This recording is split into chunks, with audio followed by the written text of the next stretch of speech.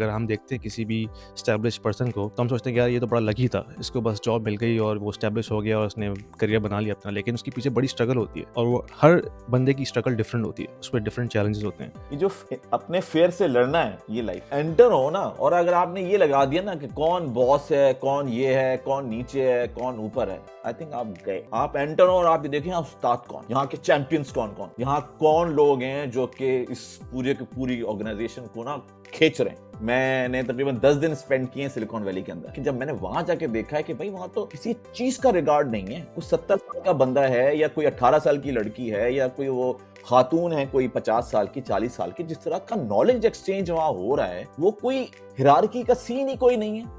वो ऐसे एक दूसरे से बातें कर रहे हैं जैसे बराबर के हैं सारे के सारे। अब जब हमने रिपोर्ट भेजी ना टेलेनॉर को, देखिए वो आपने स्पॉन्सर किया था ना, तो ये हुआ, तो टेलेनॉर लेके ना बैठ गया उस रिपोर्ट। कहते ये क्या है, ये क्या कर रहे हैं। हमने कहा भाई ये तो ऐसा है ऐसा है। कहते यार इतनी एंगेजमेंट, इतने लोग बातें कर रहे हैं और इतने प्लेटफॉर्म्स, ये तो जबरदस्त है। उनका फोन आता है कि यार मोहसिन इजी पैसा की कम्युनिटी बना दें। मैंने कहा क्या बना दें। कहते हैं इजी पैसा है ना, हमने ये जो लॉन्च किया अपना मोबाइल मनी, तो ना इसकी कम्युनिटी बना दें, हम आपको फेसबुक और ट्विटर, यानी कि जो उनका फेसबुक का ऑफिशियल अकाउंट था, ट्विटर का अकाउंट था, वो उन्होंने आपको कंट्रोल दे दिया था कि भाई जो करना है करो। 300 कमेंट्स होते थे ना, 200 कमेंट्स। इसी को देख के टेलेनॉर आया था हमारे पास, क्या है तो एंगेजमेंट होती है, इतनी एंगेजमेंट है, वाओ, इसको आप कर दें डिलीट। एक पेज नया खुलेगा, उसका नाम होगा आई हेट इजी पैसा। दुनिया में पावर शिफ्ट हो चुकी है, पावर अब आम लोगों के पास चली गई है, और वो चाहे अच्छे हैं चाहे बुरे हैं, अगर आपको कोई चीज चाहिए तो आपको अडेप्ट करना पड़ेगा और अपने स्टैंडर्ड्स को रिवाइज करना पड़ेगा। तो टेलेनॉर वाज वे अहेड, और इसीलिए उन्होंने हमें पकड़ लिया। उन्होंने ये नहीं देखा कि हमारा हम सोशल मीडिया से हैं नहीं है, हमें आता है नहीं, उनको ये पता था कि यार आने वाला वक्त कम्युनिटी का है, और अगर हमने कम्युनिटी के लोगों को पकड़ लिया तो फिर हमारी सक्सेस। तो पाकिस्तान की पहली जो डिजिटल पीआर पिच हुई थी, उन्होंने हमें कॉल कर लिया और उससे कहा कि यार आइए। पाकिस्तान जैसे मुल्क में तो किसी को पता ही नहीं होगा कि ये चीज़ है क्या, और अगर पता भी होगा तो उनको ये बिल्कुल भी अंदाजा नहीं होगा इसको इस्तेमाल कैसे करना है। उस वक्त इस तरह की सर्विस एस्टैब्लिश करना ये एक बड़ी अचीवमेंट है मेरे हिसाब से। आपने तो फिर लोगों की आंखें खोल दी होंगी, जो बड़े बड़े ब्रांड्स वहाँ बैठे हुए होंगे। ये सारा क्रेडिट टेलेनॉर की उस टीम को जाता है। यानी सोच, अगर कोई सोशल मीडिया का पायनियर है पाकिस्तान के अंदर, टेलेनॉर। शेल को हमने पिच किया, रैकेट बेनकीजर को हमने pitch, I was lucky, Engro को हमने। और ये क्या कहां से निकला, यार हम तो डिजिटल पीआर कर रहे हैं टेलेनॉर का। है डिजिटल पीआर, अच्छा ये क्या चीज है। वो जो एआई है वो तो हर चीज की स्पेशलाइजेशन लेकर आ गया आपके पास। वो कहता है ये स्पेशलाइजेशन काम तो मैं कर लूंगा, ये बताओ प्रॉब्लम क्या है। तो फिर आपको ना किसी एआई शेआई से डरने वरने की जरूरत, क्योंकि वो एक आ गया, क्या हुक्म है मेरे आका। अब उससे आप अगर उसके लेवल पे कॉम्पीट करेंगे तो वो तो मारेगा ना। लेकिन अगर आप कहेंगे कि भाई मुझे तो तुम्हें यूज करना है, तो मैं बताता हूँ तुम्हें कि तुमने ये करना है और इसमें ये निकालना है और ये नहीं निकालना, और ये काम तुम सोचो। कमोडिटी बन गई है ना। हार्वर्ड का पीएचडी और पाकिस्तान में किसी रिमोट विलेज के अंदर बैठा हुआ बच्चा, दोनों के पास एक्सेस। इस पे हम फखर किया करते थे, वो कमोडिटी बन गई है। तो फिर इसका मतलब ये ना कि वो तो फखर की चीज ही नहीं थी। Okay folks, thanks for joining. आज मेरे साथ बड़े ही इंटरेस्टिंग गेस्ट हैं, मोहसिन जाफरी। इनका ताल्लुक टेलीकॉम इंडस्ट्री से है, और जिस ज़माने में पाकिस्तान में टेलीकॉम का बूम आ रहा था उस वक्त ये हमारे पायनियर्स में से थे। और हम जितने भी टेलीकॉम के इंजीनियर्स उस वक्त निकले थे यूनिवर्सिटी से, हम उनको एज अ कोच और मेंटर की तरह से देखते थे। इन्होंने एक जुम्बील के नाम से एक कम्युनिटी ग्रो की पाकिस्तान में, जो कि पाकिस्तान से बाहर भी काफ़ी लोगों तक पहुंची, और उससे काफ़ी लोगों को career advice, mentoring, job opportunities के बारे में पता चला पाकिस्तान के अंदर। और फिर वहाँ से उनका एक स्टार्ट हुआ सोशल मीडिया के हवाले से, जो उन्होंने पाकिस्तान में एक सेटअप लगाया, जहाँ पे उन्होंने उसके बाद जो बड़े-बड़े ब्रांड्स थे, उनको सर्विसेज़ प्रोवाइड की। तो हम आज पूछेंगे कि उनकी जर्नी कैसी रही और क्या लर्निंग्स थी उसमें उनके लिए, क्योंकि ये वो वक़्त था जब सोशल मीडिया के बारे में कोई पाकिस्तान में जानता भी नहीं था, 2008-2007 का ज़माना। तो उस वक़्त पाकिस्तान जैसे मुल्क में एक ऐसी टेक्नोलॉजी को एस्टेब्लिश करना और उसके लिए कम्युनिटी बनाना, ये एक बहुत बड़ी अचीवमेंट है। तो आज हम इनसे पूछेंगे कि क्या वो जर्नी थी उनकी, ताकि हम उनसे सीख सकें उनकी लर्निंग से, और फिर पूछेंगे कि अब उनका नेक्स्ट एडवेंचर क्या है। तो उस बारे में आज हम उनसे बात करेंगे। मोहसिन भाई कैसे हैं? अस्सलाम वालेकुम। मैं बिल्कुल ठीक ठाक हूँ। एक तो Yasin, thank you so much, और आई मस्ट अप्रिशिएट कि ये जो आप भी कर रहे हैं, ये वही जंबील वाला सिलसिला है, बिल्कुल। नॉलेज शेयर करने का, उन लोगों तक पहुंचाने का जिनको इस नॉलेज से बहुत फायदा हो सकता है, क्योंकि ये वाकई सदका जारी है। आपको कुछ नहीं पता आपके एक स्टेटमेंट से कितने लोगों की जिंदगी जो है वो चेंज होगी और बेहतर होगी। तो आई मस्ट अप्रिशिएट जो आप ये काम कर रहे हैं। अच्छा, मेरी जो जो जर्नी है वो बहुत ही साइनोसाइडल है, रोलर कोस्टर अगर मैं कह सकूं। और कोई भी मुझसे पूछता था कि लाइफ कैसी चल रही है, तो मैं कहता मैं तो रोलर कोस्टर पर हूँ, कभी ऊपर जाती है, कभी नीचे जाती है। बिल्कुल, और वही उसका इंटरेस्टिंग पार्ट है क्योंकि आपकी लाइफ़ में इतनी चीज़ें आई हैं, तो बड़ा मैं आप आपसे बात कर रहा था तो मुझे बड़ा इंटरेस्ट हुआ कि यार ये तो इतनी ज़बरदस्त स्टोरी है कि इस पे एक पूरी किताब लिखी जा सकती है या इस पे कोई मूवी बनाई जा सकती है। तो इसलिए मैंने सोचा कि क्यों ना हम इसको एक पॉडकास्ट में कवर करें ताकि लोगों को तब पता चले कि हर किसी की लाइफ़ के पीछे बड़ी स्ट्रगल होती है। अगर हम देखते हैं किसी भी एस्टेब्लिश्ड पर्सन को, तो हम सोचते हैं कि यार ये तो बड़ा लकी था, इसको बस जॉब मिल गई और वो एस्टेब्लिश हो गया और उसने करियर बना लिया अपना, लेकिन उसके पीछे बड़ी स्ट्रगल होती है और वो हर बंदे की स्ट्रगल डिफरेंट होती है, उसपे डिफरेंट चैलेंजेस होते हैं। तो इसलिए मुझे बड़ा इंटरेस्ट होता है कि जिन जिन लोगों ने भी इस तरह की जर्नी की है, तो उनसे सीखा जाए क्योंकि उसमें बहुत लर्निंग होती है, ख़ास तौर पे यंग लोगों के लिए जो अभी यूनिवर्सिटी में पढ़ रहे हैं या यूनिवर्सिटी से अभी ग्रेजुएट किया है इन्होंने, तो उनके लिए बड़ा लर्निंग एक्सपीरियंस है जो उनको रियल लाइफ़ में नहीं मिलता। और अगर मैं इसको समराइज करूँ ना पूरी अपनी जर्नी को जिसका आप जिक्र कर रहे हैं, हुँ, ये जो अपने फेयर से लड़ना है, ये लाइफ है। आपको किसी से नहीं लड़ना, किसी से बात नहीं करनी, किसी को चेंज नहीं करना। ये जो अपने अंदर हमारे फेयर्स हैं, उनको जब तक आप टैकल नहीं करेंगे, उनसे आप फाइट नहीं करेंगे, आप बिल्कुल। चेंज नहीं ला सकते। और सबसे बड़ी जंग मैं समझता हूँ, मेरी सबसे बड़ी जंग जो है ना, वो मेरी अपने आप से है। और वो अपने आप वाली जो जंग है, वो इतनी जबरदस्त है कि वो कभी खत्म ही नहीं होती और वो बेहतर से बेहतर होती जाती है। तो वो ये तो आपके साथ कब्र तक चलेगी वो जंग तो। एब्सोल्युटली, बिल्कुल, बिल्कुल, बिल्कुल। बिल्कुल। और बाकी दुनिया बहुत आसान है, अगर आपको हुँ, पता है कि आपकी असल जंग जो है वो आपसे है और वो बेहतर होने की जंग है। कोई कोई और जंग नहीं है। कल से आज आप बेहतर हों, तो फिर बात है, वरना कोई फ़ायदा नहीं है। इसका मतलब है कि आपने कुछ सीखा नहीं है, अगर आप कल से हुँ, बेहतर नहीं है आज। मेरा हम्बल सा बैकग्राउंड है। मैं लकी अपने आप को कंसिडर करता हूँ। मैंने साइप्रस से इंजीनियरिंग की। 97 में मैं वापस आया। हमारे सर पे अमेरिका का भूत सवार था, जिस तरह से बाकी लोगों के सरों पे उस एज ग्रुप में सवार होता है। बिल्कुल। बट जब मैं वापस आया तो मेरे वाले साहब ने मुझसे पूछा कि तुम्हारा क्या नेक्स्ट प्लान है। और हमने उनको बताया कि हम अपने दोस्तों की तरह अमेरिका जाना चाहते हैं मास्टर्स करने के लिए। और वो ये भी सिलसिला था कि हम बैचलर्स में भी जाना चाहते थे, लेकिन बिकॉज ऑफ सर्टेन रीजंस जो हमें नहीं भेजा गया उस पीरियड में।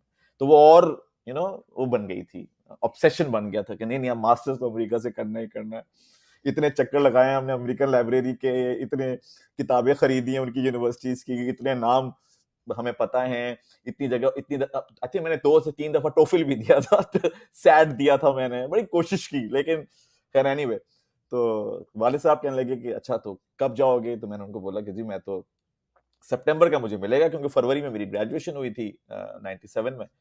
तो सितंबर का मुझे सेशन मिलेगा, तो मैं बस अब उसकी तैयारी करनी है और हम फिर निकलेंगे। कहते अभी तो बहुत टाइम है, सितंबर कहाँ है अभी, आप अभी वापस आए फरवरी में, आप एक काम करें, आप जॉब कर लें। तो और जब आ जाएगा आपके पास एक्सेप्टेंस और वीजा लग जाएगा, तो आप चले जाइएगा। तो बड़े बुरे लगे हमें अपने वाले साहब उस वक्त। लगा कि बहुत हमें हमें पुश कर रहे हैं, इतनी मेहनत करके हम पीछे इंजीनियरिंग की आए हैं और हम 5-6 महीने जो है वो सिर्फ तैयारी भी नहीं कर सकते, अब हमें जॉब भी करनी पड़ेगी। तो एनीवे खैर, करना ये हुआ कि बहुत जगह अप्लाई किया और कुछ जगहों से ऑफर्स आ गई, कुछ जगहों से नहीं आई। But eventually I ended up in Mobilink somehow. और ये अब वो अर्ली जो 2000 का मोबिलिंक था, ज़माना है वो ना? एक आई थिंक वो एक बहुत ही क्या कहा जाएगा, एक अननोन अननोन जिन था वो हुँ। इसलिए जिन था कि जब अच्छा मैंने वो ज्वाइन। ये बात है अर्ली 2000 की, नहीं नहीं, ये 2001 बात है 2000 97 मई की। 97 की? अच्छा। 97 में, क्योंकि फरवरी में मैं वापस आया था और मई में हुँ, मुझे फिर मोबिलिंक के अंदर जॉब मिल गई थी। तो वो जो जॉब थी, वो जब मैं वहां एंटर हुआ, तो वहां जो जबान बोली जा रही थी और जो लोग काम कर रहे थे, और उसके अंदर टेक्निकल इन्फॉर्मेशन भी थी और नॉन टेक्निकल इन्फॉर्मेशन थी, वो मेरे लिए बड़ी ओवरवेलमिंग थी।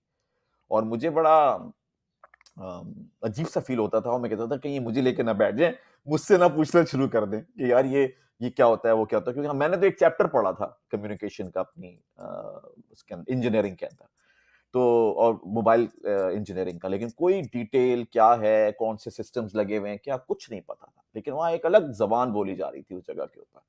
स्टार्टअप था और सब लोग बिजी थे और 24/7 बिजी थे। यानी ओएमसीज लगी हुई थी, नेटवर्क जो है वो एक्सपेंड हो रहा था, मुझे आज भी याद है कि जब मैंने मोबिलिंग ज्वाइन की थी उस पीरियड में तो 10 सेल साइट्स थी, और जब मैंने 2000 में, पूरे सॉरी, पूरे कराची में? कराची में, कराची की हुँ, बात कर रहा हूँ, कराची के नेटवर्क में। और जब मैंने छोड़ी है 97 सितंबर में, तो हमने 100 सेल साइट्स कंप्लीट की थी। मेरी आखिरी सेल साइट जो थी वो थी पोर्ट कासिम के पास, जो टोयोटा का प्लांट लगा हुआ है उसके पास जो थी, वो पोर्ट कासिम की आखिरी मेरी सेल साइट थी। उसके बाद मैंने रिजाइन दे दिया था। तो 90 सेल साइट्स लगाई थी हमने पिछले, मतलब कोई 2 सवा 2 साल के अंदर। अब अंदाजा कर सकते हैं स्पीड ऑफ ग्रोथ, हुँ। और बड़ी छोटी सी टीम थी, और हर कोई हर काम करता था और बेतहाशा करता था। और रात होती थी तो लोग जो है वो डिप्रेस होना शुरू हो जाते थे कि बस अब रात को भी काम करना है, क्योंकि रेडियो नेटवर्क को दिन में छेड़ नहीं सकते थे। दिन में वो रात ट्रैफिक में होता होता था। था, उसकी हुँ, ऑप्टिमाइजेशन या उसकी जो ट्यूनिंग होती थी या जो भी काम होते थे, रिप्लेसमेंट्स होती थी हार्डवेयर की, वो फिर रात को होती थी। तो दिन और रात हो, काम ही काम। यानी कि ये पूरा स्टार्टअप वाला माहौल था, जिस तरह स्टार्टअप में फुल शुरू होता है काम। स्टार्टअप का माहौल हुँ, था, और यानी all all all hands on the deck था। एक रोलर कोस्टर चल रहा होता था, ये करना है, वो करना है, वो होना है, ये होना है। बीएससी अपग्रेड हो रही है, सेल साइट्स लग रही हैं, मतलब इंफॉर्मेशन ही इंफॉर्मेशन थी। और वो इंफॉर्मेशन मुझे बहुत बहुत बहुत डराती थी, क्योंकि मुझे लगता था कि मुझे तो कुछ आता नहीं है यहाँ पे इतना कुछ खास। ये सारे के सारे जो हैं वो बड़े सारे चैंपियंस जो हैं वो एक्सपर्ट बैठे हुए हैं। घूम रहे हैं। और ये मेरे बताने का आपको मकसद ये है कि जब भी आप किसी नई चीज में आप एंटर होते हैं, आपको ये फीलिंग होती है कि यार शायद मुझे बिल्कुल नहीं पता और दूसरे लोगों को बहुत कुछ पता है। तो मैं उस बीच के फेज के अंदर मौजूद था। बट एनीवे, चलता रहा, करते रहे, सीखते रहे। फिर आई थिंक 1 डेढ़ साल के बाद हमारे एक मोटरोला के सपोर्ट इंजीनियर आए थे, नदीम खान उनका नाम है। और वो पर्डू से पढ़कर आए थे, पहले मोबिलिंग में थे, फिर उन्होंने रिजाइन कर दिया, पढ़ने चले गए, फिर मास्टर्स करके वापस आए और मोटरोला के सपोर्ट इंजीनियर बन गए। और हमारे पास उनको डिप्यूट कर दिया गया कराची के अंदर। मोटरोला उस वक्त बहुत बड़ी चीज हुआ करती थी मोबिलिंग के लिए। सीमेंस भी बहुत बड़ी चीज हुआ करती थी मोबिलिंग के लिए, क्योंकि ये उनके वेंडर्स थे। और हम समझते थे कि यार ये तो पता नहीं कौन लोग हैं, जबरदस्त लोग चीते हैं, हैं। उनको बहुत टेक्निकल नॉलेज है, मैनुअल्स हैं इनके हाँ, पास, और they are on the cutting edge. हम क्योंकि बहुत ज्यादा काम फिजिकल भी करते थे ना, क्योंकि साइटें लग रही हैं, जनरेटर्स में डीजल डाल रहे हैं और एसी इंस्टॉल करवा रहे हैं, और टावरों पे डिशें खिंचवा रहे हैं। तो वैसे मैं ये क्रेडिट दूंगा उस वक्त की मैनेजमेंट को कि ये काम हम सिर्फ हम नहीं कर रहे थे, सब कर रहे थे। हुँ, मैंने अपने मैनेजर्स को ये काम करते हुए देखा। तो आई थिंक वो जो है ना, जो बैरियर ब्रेक होता है, वो पहले यही ब्रेक होता है कि देखो मैनेजर क्या कर रहा है, आपका सुपीरियर क्या कर रहा है। तो जब हुँ, उनकी हुँ, आस्तीनें चढ़ी हुई हमने देखी, जब हमने देखा कि वो डिशें चढ़ा रहे हैं और वो काम कर रहे हैं, तो आई थिंक वो इतनी जबरदस्त एग्जाम्पल सेट हुई थी कि हमें काम में कोई शर्म नहीं थी। हमें ये नहीं था कि हम क्या कर रहे हैं, क्या नहीं कर रहे हैं। कनेक्टर्स बनाने सीख लिए थे, हम कनेक्टर्स बनाया करते थे। हुँ। हमने कहा यार इसके सेल साइट्स हैं, इसके कनेक्टर बनाओ, इसके बनाओ, स्विच के बनाओ, इसके बनाओ, उसके बनाओ। और एक बहुत ही जबरदस्त हमारे साथ होते थे जिनसे मैंने बहुत कुछ सीखा। उनका नाम है खलाक अहमद, और उनके पास सारा असाइनमेंट जो है केबलिंग का और इन सब चीज़ों का हुआ करता था, तो उनसे मैंने बहुत कुछ सीखा है। और यही चीज़ें उन्होंने मुझे सिखाई थी काफ़ी। मैं बड़ी ग्रेटफुल हूँ उनका। कराची में होते हैं वो, और मतलब बहुत मज़ा आया उनके Now, pass. if you are an investor in the US, in Canada, or in Europe, and you are considering investing into Dubai real estate market, this video is for you because we have a platform called Stake, which allows you to invest into the residential real estate market and start earning rental income right away without going through a lengthy documentation process or coming up with a heavy down payment. Stake is built upon the concept of crowdfunding. So it is democratizing the entire investment strategy and allows you to own a single unit of the entire investment portfolio. So you don't have to own the entire property, right? You can be part of the pool that can actually own a piece of property, a piece of real estate. So that allows you to start with as low as 2,000 dirhams and you can slowly ramp up. So as you start investing into it, you can not only own a bit of real estate, but you also get a portion of the rental income on monthly basis. So it's a passive investment strategy, diversifying your portfolio from traditional North American or European markets into Dubai, which is hustling and bustling and growing very fast, and allows you to build your wealth over time. So don't delay. There is a link down there in the description. If you click on this, it will give you free 200 dirhams in your account right away to start with, and you can thank me later. हाँ, मेरे ख्याल में ये environment जो है, ये जो college graduates होते हैं, यूनिवर्सिटी ग्रेजुएट, उनके लिए बहुत ज़बरदस्त होता है, क्योंकि जो आपको लर्निंग वहाँ से मिलती है ना ग्राउंड लेवल पे, वो फिर आपको आगे करियर में कहीं नहीं मिलती। वो आपकी बेस बनाती है। जब आप एंटर हो ना, और अगर आपने ये लगा दिया ना कि कौन बॉस है, कौन ये है, कौन नीचे है, कौन ऊपर है, आई थिंक आप गए। हुँ। आप एंटर हो और आप ये देखें यहाँ उस्ताद कौन है, यहाँ के चैंपियंस कौन कौन से, यहाँ कौन लोग हैं जो कि इस पूरे की पूरी ऑर्गेनाइजेशन को ना खींच रहे हैं। हुँ, तो अगर वो आपने 3-4 लोग आइडेंटिफाई कर लिए और आप उनके साथ चिपक गए, रिगार्डलेस के बिल्कुल। कौन कहां पर है, मैं ये कह रहा हूं ना, हुँ, कौन, ये मैं नहीं देख रहा कि वो नीचे हैं या ऊपर हैं या बराबर के हैं कहीं, नहीं, जस्ट डोंट केयर। आप हुँ, सिर्फ उन लोगों को जाके पकड़ लें कि भाई ये तो उस्ताद लोग हैं, और इनके साथ इन्हीं से में एक एक सीखना है। मिनट अगर स्पेंड करूंगा तो देखो मैं क्या बनता। तो हुँ। ये अच्छा, बड़ा। ये एक बहुत मिसिंग एलिमेंट है, जो मुझे लगा नज़र आया है कि जो हम यूनिवर्सिटी से निकले थे एनईडी से उस ज़माने में, तो हमें इस किस्म की कोई गाइडेंस नहीं थी कि भाई जब आप इंडस्ट्री में एंटर होंगे तो आपने किस तरह अपना पाथ सेट करना है, किस तरह लर्निंग करनी है। हम कुछ नहीं पता था हमें।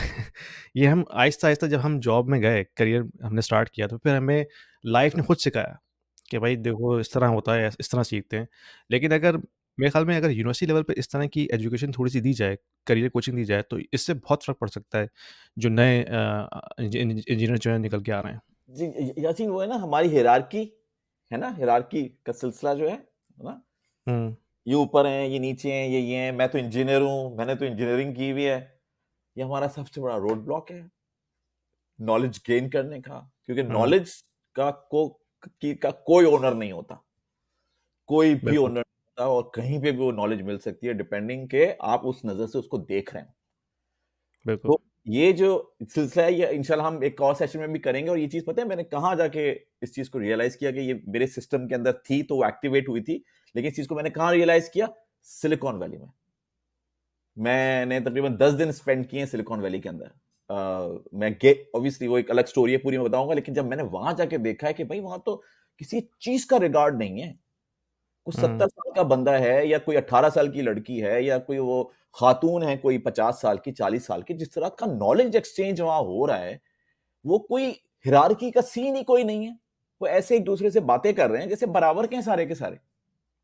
और वो जो फ्लो बिल्कुल, ऑफ इंफॉर्मेशन है, फ्लो ऑफ इंफॉर्मेशन, वो जज होता है कि वो उस इंफॉर्मेशन की क्वालिटी क्या है।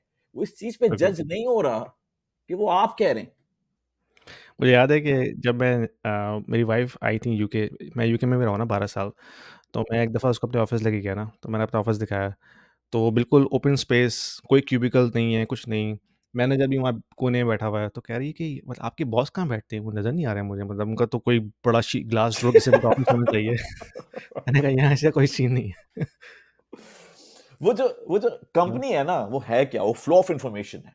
हुँ, और फ्लो ऑफ इंफॉर्मेशन में अगर आप बैरियर्स लगाएंगे कि मैं ऊंचा हूं, तुम नीचे हो, तुम यहाँ के हो, मैं वहां के हो, बेसिकली आपने उस ऑर्गेनाइजेशन को मार दिया। बिल्कुल, क्योंकि वो कोई बादशाह थोड़ी है ऑर्गेनाइजेशन। कोई कोई मिनी मिनी क्या कहते हैं, दरबार थोड़ी लगे हुए हैं किसी के अंदर कि जी वो बादशाह बिल्कुल। ने ये कह दिया तो वो सब ठीक है, और वजीर आजम का अक्ल का काम है तो वो ये करेगा। हाँ, इंसानों में तो ये चीज है ही नहीं, क्योंकि अल्लाह ताला ने सबको अकल दी है। और जब अकल दी है तो अल्लाह ताला ने कहा है कि अगर अकल से फायदा नहीं उठाया तुमने किसी की भी, चाहे वो किसी बच्चे की हो, तो क्या किया, कुछ भी नहीं हुँ, किया। तो anyway, coming back to the point, तो मेरा जो एक्सपोजर रहा ना, वो मोबिलिंग में उस्तादों के साथ रहा था, क्योंकि मैं तो जहां जाता था मैं कहता था यार ये तो बड़ी जबरदस्त चीज है, सीखनी चाहिए, मुझे नहीं आती। और ये इसमें सबसे बड़ा रीजन सीखने का ये था कि मुझे था कि मुझे नहीं आता, मुझे नहीं पता, ये डर था मेरे अंदर। और इसीलिए मैं सीख जा रहा था, मैंने कहा ये भी सीख लो, ये भी सीख लो, ये भी सीख लो, जॉब पक्की करो। क्योंकि अगर किसी दिन लेके बैठ गए ये कि यार ये कैसे होता है और वो क्या होता है और ट्रांसकोडर्स क्या होते हैं, वो कहते हैं, वो तो फिर फारिग कर देंगे, वो कहेंगे तुम्हें तो ये पता ही नहीं है कुछ भी। तो खैर एनीवे, तुम्हें बताया मैं आपको कि नदीम खान की एंट्री होती है। हुँ, और नदीम खान से हमारी बड़ी अच्छी दोस्ती हो जाती है, क्योंकि माशाल्लाह नदीम हैं भी बड़े अच्छे, बातें भी बड़ी अच्छी करते हैं, और एक्सपोज़र उनका दुनिया का। तो वो जो है वो हर कुछ अरसे के बाद कोई ना कोई नई चीज निकालते और वो आ जाते और कहते यार इसको जरा चेक करना नेटवर्क के अंदर।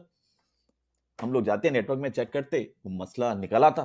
अब निकल आता तो फिर कहते यार इसको सॉल्व करना है, इसको ऐसे सॉल्व करेंगे, इसको ऐसे सॉल्व करेंगे। तो Nadeem Khan was becoming a hero कि यार ये देखो मोटोरोला का बंदा है, देखो उसको कितना पता है, ये कैसे कैसे मसले निकालता है और ला के हमें साथ शेयर करता है। और फिर उसके बाद जब वो मसला सॉल्व हो जाता है तो परफॉर्मेंस बेहतर हो जाती है नेटवर्क की।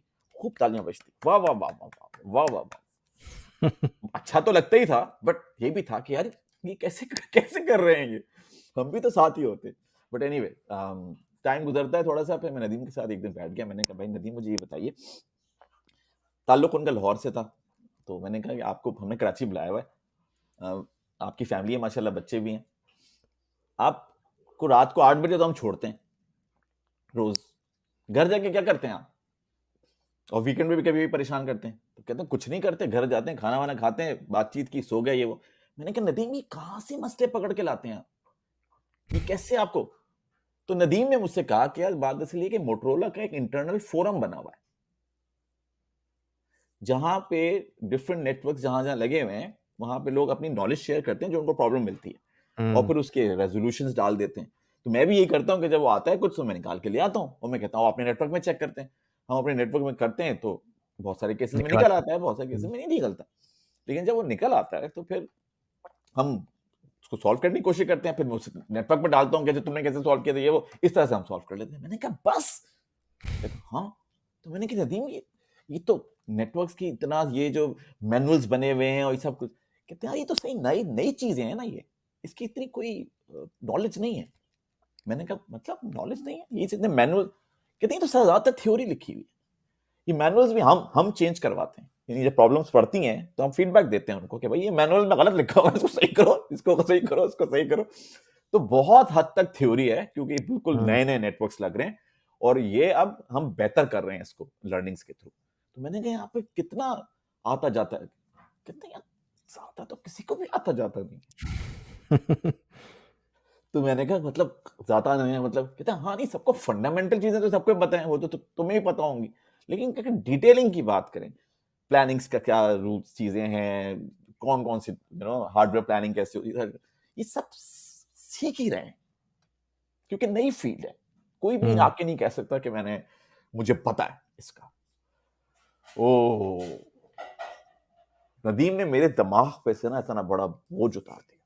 आपकी आँखें खुल गई होंगी फिर। मैंने कहा अच्छा, कहने लगा हाँ।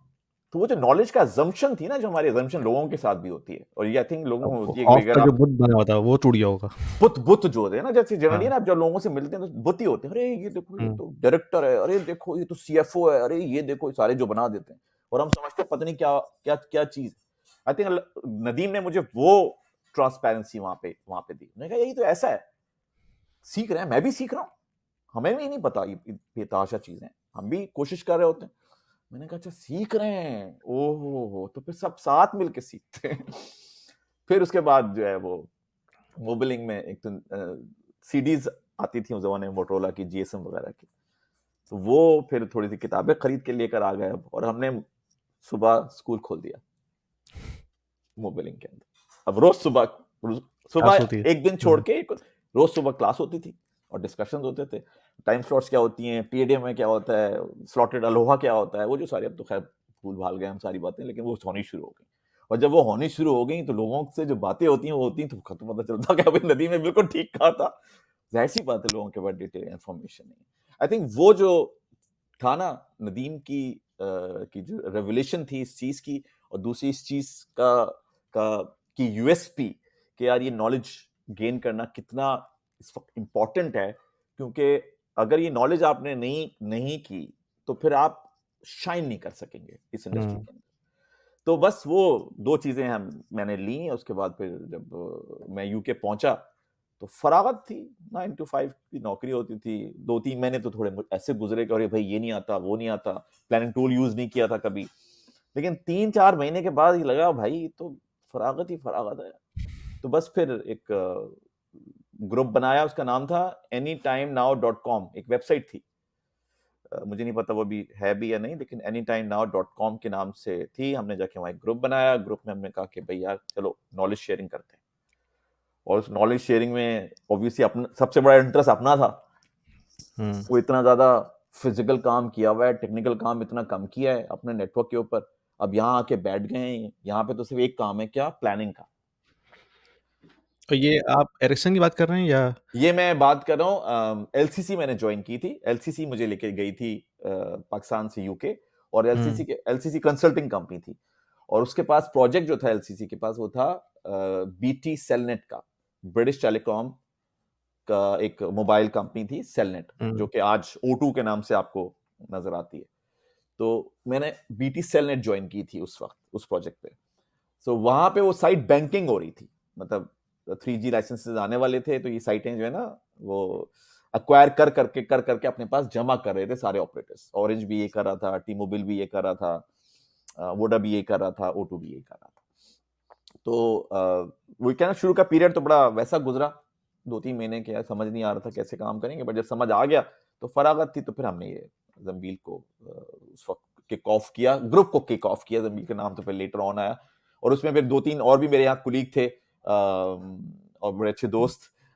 एक एहसन गौहर हैं, जहांगीर अली हैं, अली अहमद हैं। अली एक मेरे साथी होते थे। तो मैंने इन लोगों को पकड़ा, मैंने कहा चलो कुछ बनाते हैं, कुछ ग्रुप कराते हैं, ये करते हैं वो करते हैं। तो जो नाम सजेस्ट किया था वो एहसन गौहर ने किया था, इसका नाम जंबील।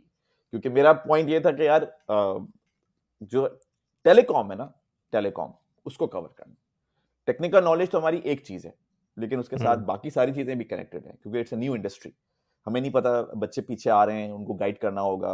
फिर ट्रैवल करते हैं आप, राइट, यानी आप फर्स्ट करें आपका जॉब हो गई, तो आप किसी और मुल्क में गए। अब उस मुल्क में अगर आपको कोई बंदा मिल गया टेलीकॉम का, तो वो उसको असिस्टेंस हो जाएगी। फिर बिल्कुल। बाहर के लोगों को कॉन्ट्रैक्ट्स आ रहे थे, इंटरनेशनल कॉन्ट्रैक्ट्स। वो डॉलर का लफ्ज देखते हो, कहते हैं लो मैं साइन कर देता हूँ। हम कहते हैं भाई पहले देख तो लो वो कॉन्ट्रैक्ट में डिटेल में क्या लिखा हुआ है। तो वो गाइडेंस, क्योंकि उन्होंने लोगों ने इंटरनेशनल कॉन्ट्रैक्ट उससे पहले देखे नहीं थे कि उसमें क्या चीजें आती। तो इस सारी के लिए हमने कहा यार ऐसा नाम होना चाहिए जो ऑल ऑल थिंग टेलीकॉम हो। तो फिर ऐसे ने सजेस्ट किया था इसका नाम रख देते हैं, उमर यार की जंबील नहीं थी, उसके पास सारी चीजें निकल आया करती थी, तो बस वो पे जंबील हमने उसका नाम रख दिया। और फिर उसके बाद नॉलेज शेयरिंग स्टार्ट की। देखें, स्टार्ट करने का क्रेडिट बिल्कुल जाता होगा, बट चलाने का क्रेडिट जो है ना, वो सारा उन लोगों के ऊपर है जिन्होंने नॉलेज शेयरिंग वाकई की। क्योंकि ऐसे ऐसे बच्चे उस प्लेटफॉर्म के ऊपर नॉलेज शेयर किया करते थे, और इतने माशाल्लाह ज़हीन बच्चे थे कि जिनकी वजह से फिर लोगों को कितना फायदा हुआ। तो आई थिंक मेरा काम होगा 5%, 95% तो उन लोगों का रोल था जो कि एक एक ईमेल को पढ़ा करते थे, अपना जितनी भी लर्निंग होती थी वो शेयर करते थे, और नहीं होती थी तो दूसरों से डिस्कस करके शेयर शेयर किया करते थे। तो बस वो नॉलेज। यानी कि आपने उस ज़माने में एक सपोर्ट सिस्टम क्रिएट कर दिया था ना, जो भी नए या एग्ज़िस्टिंग इंजीनियर्स जो काम कर रहे हैं उस इंडस्ट्री में, तो उनके लिए एक सपोर्ट सिस्टम है कि भाई कोई भी इश्यू हो, चाहे टेक्निकल हो, नॉन टेक्निकल हो, करियर के हवाले से हो, जॉब के हवाले से हो, तो वो एक आपने प्लेटफ़ॉर्म दे दिया कि हाँ भाई, यहाँ चले जाओ, यहाँ से तुम्हें कुछ ना कुछ मिल जाएगा। You are not alone. Hmm, ये सपोर्ट थी हर टेलीकॉम इंजीनियर की कि यू आर नॉट अलोन। क्योंकि कोई जवाब नहीं होता था ना, तो फिर मैं उसे बता देता था कि यार तुम्हारा जवाब नहीं आया, मैं तुम्हें असिस्ट कर सकता हूँ, नहीं कर सकता। और क्योंकि इतनी फरागत थी, कुछ करने को होता नहीं था यहाँ पे, तो कभी कभी तो मैं लोगों को फोन भी कर दिया करता था। मैं कहता था ये तुम्हारा क्वेरी आई हुई है, इसमें तो ये मसला है, इसके साथ तो ये मसला है। तो वो वही ऑब्जेक्टिव यही था कि यार आपकी इतनी सी हेल्प। क्योंकि जब मैं पाकिस्तान गया हूँ फर्स्ट टाइम, जब ये जब थोड़ी सी पॉपुलर हो गई थी, तो मैं गया हूँ। तो मैंने जब लोगों को वहां देखा है ना, तो मैंने कहा मैं करता क्या हूं जिसकी वजह से इनकी जिंदगी बेहतर हो गई है।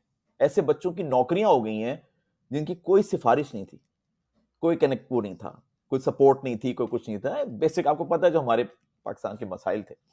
तो मैं जब उनसे मिलता था, मैं कहता था यार ये मुझे इतना रिगार्ड कर रहे हैं, मेरी इतनी इज्जत कर रहे हैं, मुझे कहते हैं मोहसिन भाई खाना खा लें, ये कर लें, वो कर लें। मैंने किया क्या है? मैंने कुछ नहीं किया उस पॉइंट ऑफ व्यू से जिस हिसाब से मुझे वो मिल रहा है। तो मुझे वो अंदाजा हो रहा था कि मेरी इतनी सी सिर्फ इस चीज पे कि नॉलेज शेयर कर लेते हैं और चलो हेल्प हो जाएगी, उसका हुँ, इम्पैक्ट कितना मैसिव था। और ये मैं कब की बात कर रहा हूँ, अर्ली 2000 की। 2002-3 की बात कर रहा हूँ। और 2004 में आई थिंक ये लाइसेंस वगैरह आ गए थे सारे, तो और थोड़ी एकदम से इंडस्ट्री ग्रो हुई। मेरे ऊपर लाइन लग गई कि जी वो हमें तो पार्ट बनना है जंबील का। बट जंबील में कुछ चीजें थोड़ी सी वो की हुई थी, क्या कहा जाएगा, थोड़ा स्ट्रिक्ट। कंट्रोल किया हुआ था। हुँ, एक तो ये था कि अगर आप जानते नहीं है ना किसी को, तो आप ऐड नहीं हो सकते। अच्छा, तो जरूरी है कि वो आप यासीन का नाम लें कि यासीन यहाँ के मेंबर हैं, उन्होंने मुझसे कहा है कि तुम इसको ज्वाइन कर लो, मैंने यहां से पढ़ा है या यहां जॉब करता हूं। मतलब रेलेवेंसी और रेफरेंस, ये दो चीजें जो है ना वो बड़ा बहुत क्रिटिकल थी। हुँ।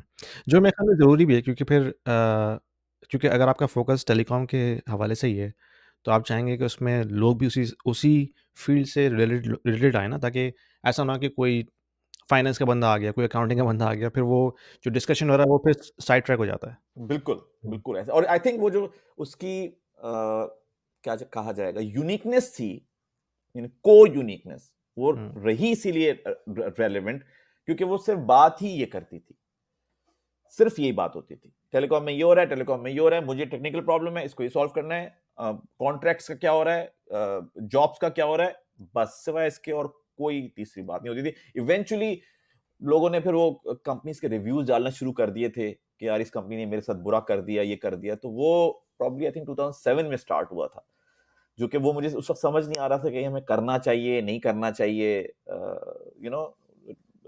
सही है गलत है। बट वो स्टार्ट हुआ था, लेकिन वो बहुत लेट स्टार्ट हुआ था। उससे पहले तो सिर्फ ये बात होती थी कि टेक्निकल इशू क्या है, इसको रिजॉल्व कैसे करना है, कॉन्ट्रैक्ट कहाँ पे आ रहे हैं, जॉब्स। बहुत सारे जो मैनेजर्स थे हमारे, यंग मैनेजर्स, 2-2 3-3 साल के एक्सपीरियंस के, वो जॉब्स पोस्ट किया करते थे कि यार ये जॉब है, ये जॉब है, ये जॉब है, इस तरह से। और फिर कुछ शिकायतें करते थे, और तो सारे सीवी आ जाते हैं हमारे पास। बट ये वाले मसाइल को वो देख रही थी। तो एनीवे आई थिंक काफी उस पीरियड के हिसाब से तो इसलिए भी काफी बड़ी हो गई थी, क्योंकि कोई उस वक्त इतनी रिसोर्स अवेलेबल नहीं थी और इंटरनेट पे इतना कंटेंट भी अवेलेबल नहीं था। अब तो हुँ, कंटेंट की बेतहाशा कंटेंट अवेलेबल है, लेकिन उस पीरियड में कोई ऐसा कंटेंट अवेलेबल नहीं था। तो लोग रिलाय करते थे इसके ऊपर। फिर हमने भी काफी कुछ ये किया था कि वो कुछ चेक लिस्टें बना दी थी, 3G कैसे, नेटवर्क कैसे प्लान होता है, जो जो फॉर टाइम मिलती है। आई थिंक वो डेटाबेस में भी लोगों ने बहुत सारी फाइलें डाली हुई थी, हुँ, ताकि वो तुम शेयर कर लो। अगर वो चीज ऐसी है तुम्हारे पास तो जाकर डाल दो उसके अंदर, वो बंदा आएगा उसको मिल जाएगा। तो एक तरह से अपना छोटा सा इंटरनेट क्रिएट किया हुआ था। मैं ख्याल से कोई बहुत बड़ा डेटाबेस तो नहीं था, लेकिन 100-200 फाइलें पड़ी हुई थी उसके अंदर, जंबील के अंदर, जो लोग फिर शेयर किया करते थे कि यार ये काम किया है, ये काम किया है। तो डेटाबेस भी था और फिर इस तरह की कम्युनिकेशन थी। बट आई थिंक थोड़ी अर्ली थी, तो इस वजह से लोगों को ज्यादा फायदा हुआ, और कोई और था नहीं उस वक्त जो कि इस चीज को एड्रेस कर रहा है। तो बस जंबील चलती रही और मैं बहुत इन्वॉल्व रहा जंबील के अंदर, क्योंकि यहाँ तो आपको पता है 9 to 5 की जॉब होती है, यूके हुँ, में तो टाइम काफी होता था। फिर हुआ ये कि 2006 में आईफोन की खबरें आनी शुरू हो गई थी। स्टीव जॉब का नाम आना शुरू हो गया था। और फिर जब ये आईफोन यहाँ लॉन्च हो रहा है, और मैंने जब यहाँ लोगों को, खासकर ऑपरेटर्स का मैंने रिएक्शन देखा कि किस तरह से वो डेस्परेट हुए हुए हैं कि यार वो हमें, मतलब हम इस मार्केट में लॉन्च करेंगे, यूके मार्केट में हम करेंगे। और वो जो स्टीव जॉब है वो कह रहे हैं मैं लॉन्च पे मार्केट में एक ऑपरेटर को दूंगा, सबको नहीं दूंगा। तो आई थिंक वहां एटीएनटी को दिया था यूएस के अंदर। यहाँ पे वो कह रहा था कि हम सिलेक्ट करेंगे किसको दें, वोडा को दें, O2 को दें, और ये सब लगे हुए कि हम। मैंने कहा कि यार ये क्या हो रहा है, क्योंकि मैंने इससे पहले वेंडर्स को जो है वो ऑपरेटर्स के साथ इस तरह की रिलेशनशिप में नहीं देखा था। बिल्कुल अदर वे राउंड होती थी रिलेशनशिप। हुँ, सो उसने मुझे इंट्रीग किया कि मैंने स्टीव जॉब को पढूं, क्योंकि मुझे नहीं समझ आ रहा था कि कौन बंदा है। फिर जब मैंने उसकी स्पीच सुनी, वहां पे शायद स्टैनफोर्ड की इसकी स्पीच सुनी, फिर उसकी थोड़ी लाइव स्ट्रीम पढ़ी, और फिर तो ऑब्वियसली वो बंदा ऐसा था कि उससे आपने इंस्पायर होना था। आप कहते हैं यार ये क्या क्या चीज है ये।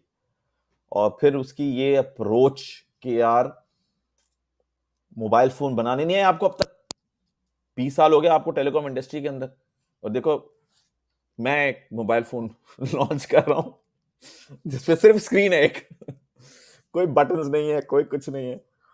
और दूसरे ये कि मैं जो चार्ज करूंगा आपको ना, वो डेटा यूसेज की बेसिस पे चार्ज करूंगा। अब आप सोचिए कि जो इंडस्ट्री फेल हो चुकी थी अपने 3G लाइसेंसेस बेच के, 2000 के अंदर। उसमें 2006-7 में एक बंदा आया, वो ये कह रहा है कि यार जो फोन आप मैं चार्ज करूंगा ना, वो डेटा यूसेज की बात के बेसिस पे करूंगा। तो ये तो ड्रीम कम ट्रू नहीं था। हुँ। तो ये दोनों यानी कि बातें उस आपने वक्त आप ऐसी। यानी कि दुनिया में ऑपरेटर्स ने 3G नेटवर्क तो डिप्लॉय कर दिया, लेकिन उसका यूज़ नहीं हो रहा। हाँ, तो वो स्टीव जॉब ने से जो मैंने चीज सीखी, वो सीखी है कि टेलीकॉम नेटवर्क्स ये तो समझ गए हैं कि हमें कनेक्ट करना है, हुँ। लेकिन टेलीकॉम नेटवर्क्स ये नहीं समझे कि कनेक्ट करके क्या करना है। करना क्या है? तो वो जो वैल्यू एक्सट्रैक्शन है उस हुँ। रिलेशनशिप की, है ना, वैल्यू एक्सट्रैक्शन है, यानी अब्बा अम्मा तो हैं लेकिन बच्चों में मेहनत नहीं करते। तो भी ऐसे अब्बा अम्मा का क्या फायदा जो बच्चों में मेहनत ना करते हो। तो इसी तरह से रिलेशनशिप का था इनका कि यार रिलेशनशिप तो बना दिया आपने दोनों की, लेकिन वैल्यू कैसे आप एक्सट्रैक्ट कर रहे हैं उस हुँ। रिलेशनशिप। वो टेलीकॉम इंडस्ट्री को कोई क्लू नहीं था उस वक्त तक, और तभी हमारा जो जो डेटा था उसका बुरा हाल था। थ्री जो के डेटा नेटवर्क था, थ्री यहाँ का जो ऑपरेटर 3 था, हाँ, वो सबसे सस्ती वॉइस बेचा करता था मुझे याद है, पीरियड के अंदर, मुझे याद है। जब आप क्योंकि कॉन्ट्रैक्ट करने डेटा जाते थे, यूसेज ही सबसे नहीं था। सबसे अच्छा पैकेज जो था वो 3 का होता था। तो थ्री का होता था, हाँ। क्योंकि बेचारे क्या करते, वो जो ड्रीम था कि जी वो डेटा पता नहीं कहां से कहां पहुंच जाएगा, तो वो डेटा को ड्राइव कौन करेगा, नेटवर्क तो लगा दिया, कंटेंट कहां से आएगा। तो खैर हुँ। एनीवे, तो स्टीव जॉब को जब मैंने पढ़ा तो मैंने कहा यार ये तो सही कह रहा है ये, क्योंकि इंफ्रास्ट्रक्चर तो बस अब आ, कब तक लगेगा। बेसिक इंफ्रास्ट्रक्चर तो 2G में लगा दिया आपने, चलो हुँ। 3G में, क्योंकि 3G में कम साइटें लगी थी, राइट, अपग्रेड हुआ था। 2G सबसे मैसिव जो नेटवर्क लगा हुआ है दुनिया का, जो स्प्रेड आउट हुआ है पूरी दुनिया के अंदर, वो 2G का नेटवर्क था।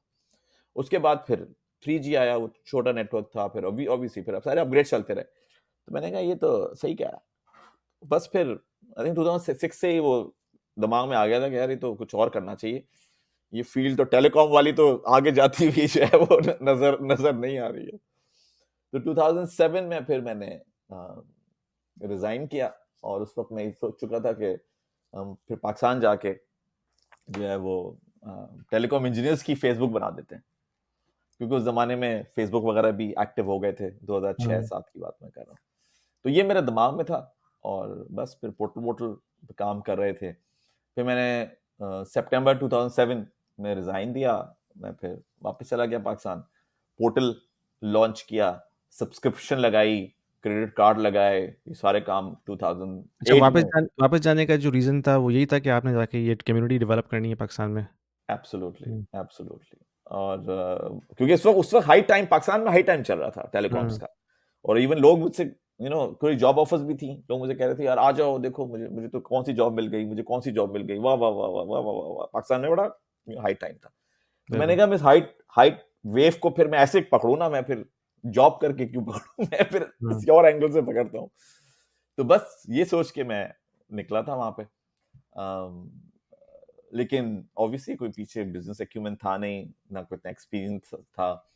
अम, तो चलाई हमने जंबील, लॉन्च भी की। फिर ये जो ऑपरेटर्स थे, ये अपने फिर उस वक्त डिजिटल मार्केटिंग नई नहीं थी, तो बैनर्स लगाया करते थे वेबसाइट पे, तो थोड़ा बहुत चल रहा था। बट वो जो रियलिटी है ना, उसने हिट करना शुरू कर दिया था आई थिंक 2008 एट नहीं 9 के अंदर, कि यार ये कहाँ जाना है इसने, फ्यूचर क्या है, हुँ। क्या होगा। और जो जिससे जहां मुलाकात होती है वो ये कहता है यार क्या वक्त जाया कर रहा है, क्या वक्त जाया कर रहा है, ये क्या हो रहा है, क्या होगा, क्या इसका मुस्तकबिल, पैसे कैसे आएंगे।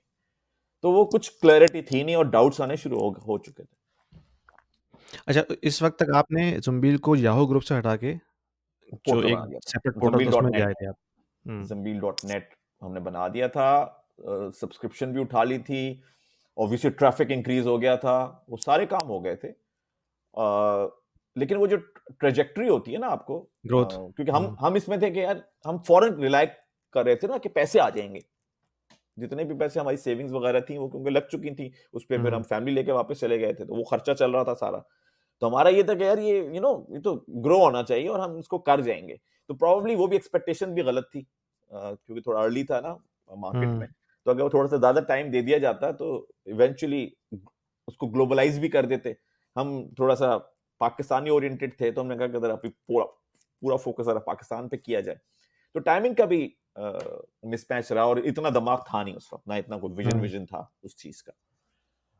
हुआ ये कि हम डिफरेंट इवेंट्स कराया करते थे, क्योंकि कंटेंट का तो आइडिया हो गया था ना हमें कि हमें कंटेंट डालना है, कंटेंट पुल करेगा। कंटेंट सिर्फ ईमेल्स या डॉक्यूमेंट्स वगैरह जो है ना वो एनफ नहीं है, उसमें ट्रेनिंग्स डालनी है, उसमें ऑफलाइन इवेंट्स करने हैं, ये तो हमें समझ आ गया था करने। तो हमारे इवेंट्स हुआ करते थे और ऑल अक्रॉस द वर्ल्ड हुआ करते थे इवेंट्स। अच्छा। जंबील लाइव फोरम, ZLF के हुँ। नाम से, और उसमें बहुत सारे जो हमारे टेलीकॉम कोलीग्स ने बहुत हेल्प की। अ, काफी जगहों पर हुए हैं, यूके में हुए हैं, आई थिंक अफ्रीका में हुए हैं, इधर क्या कहते हैं सऊदी अरेबिया के अंदर भी हुए हैं। जो कम्युनिटी थी वो फिर जहाँ-जहाँ बंदे थे जहां जहां सभी। लोग थे हुँ, हमने उनको हुँ। एक्टिवेट किया। हमने कहा चलो यार इसको तो करो, और सभी का फायदा होता था उससे, क्योंकि नेटवर्किंग हो जाती थी, नॉलेज शेयरिंग हो जाती थी, तो वही काम फिर हमने एक किया। लोकल नेटवर्क बन जाता था अगर अगर किसी को पता है कि यार मैं 10 लोगों को जानता हूँ जो इस ग्रुप में हैं, जो मेरे टाउन में ही रहते हैं, तो वो एक लोकल मीटअप सा शुरू हो जाता होगा, फिर वो कंटिन्यू भी रहता होगा ना जो आपका लाइव फोरम है उसके बाद भी। जी, वो तो हुँ। रिलेशनशिप एक दफा बिल्ड हो गई ना, हाँ। तो बहुत सारे लोग कहते हैं ना हमारी दोस्तियां जमील की वजह से हुई हैं, हुँ। क्योंकि वो हम तो कभी जानते ही नहीं थे एक दूसरे को, वहां गए पता चला तुम भी आए हो, अच्छा तुम भी आए हो, चलो जी वो दोस्तियां हो गई, उतनी क्लोज हो गई कि और फैमिली की एक तरह म क्लोज हो गई। एक एक लाइव इवेंट तो मैंने भी अटेंड किया था, रेडिंग में हुआ था उस ज़माने में, ये बात है 2008 की बात है शायद। होगा सलमान हुसैन और जीशान, अली अली जो था, अली अली शाह अली जो है, हसनैन। हाँ, अली हसनैन, वो वहाँ पे था और मैं गया था 2-3 और मेरे कोलीग्स थे उनके साथ, तो काफ़ी लोगों से वहाँ मुलाकात हुई थी। हाँ हाँ, तो हुँ, वो पाकिस्तान में भी हर जगह हो रहे थे, हुँ।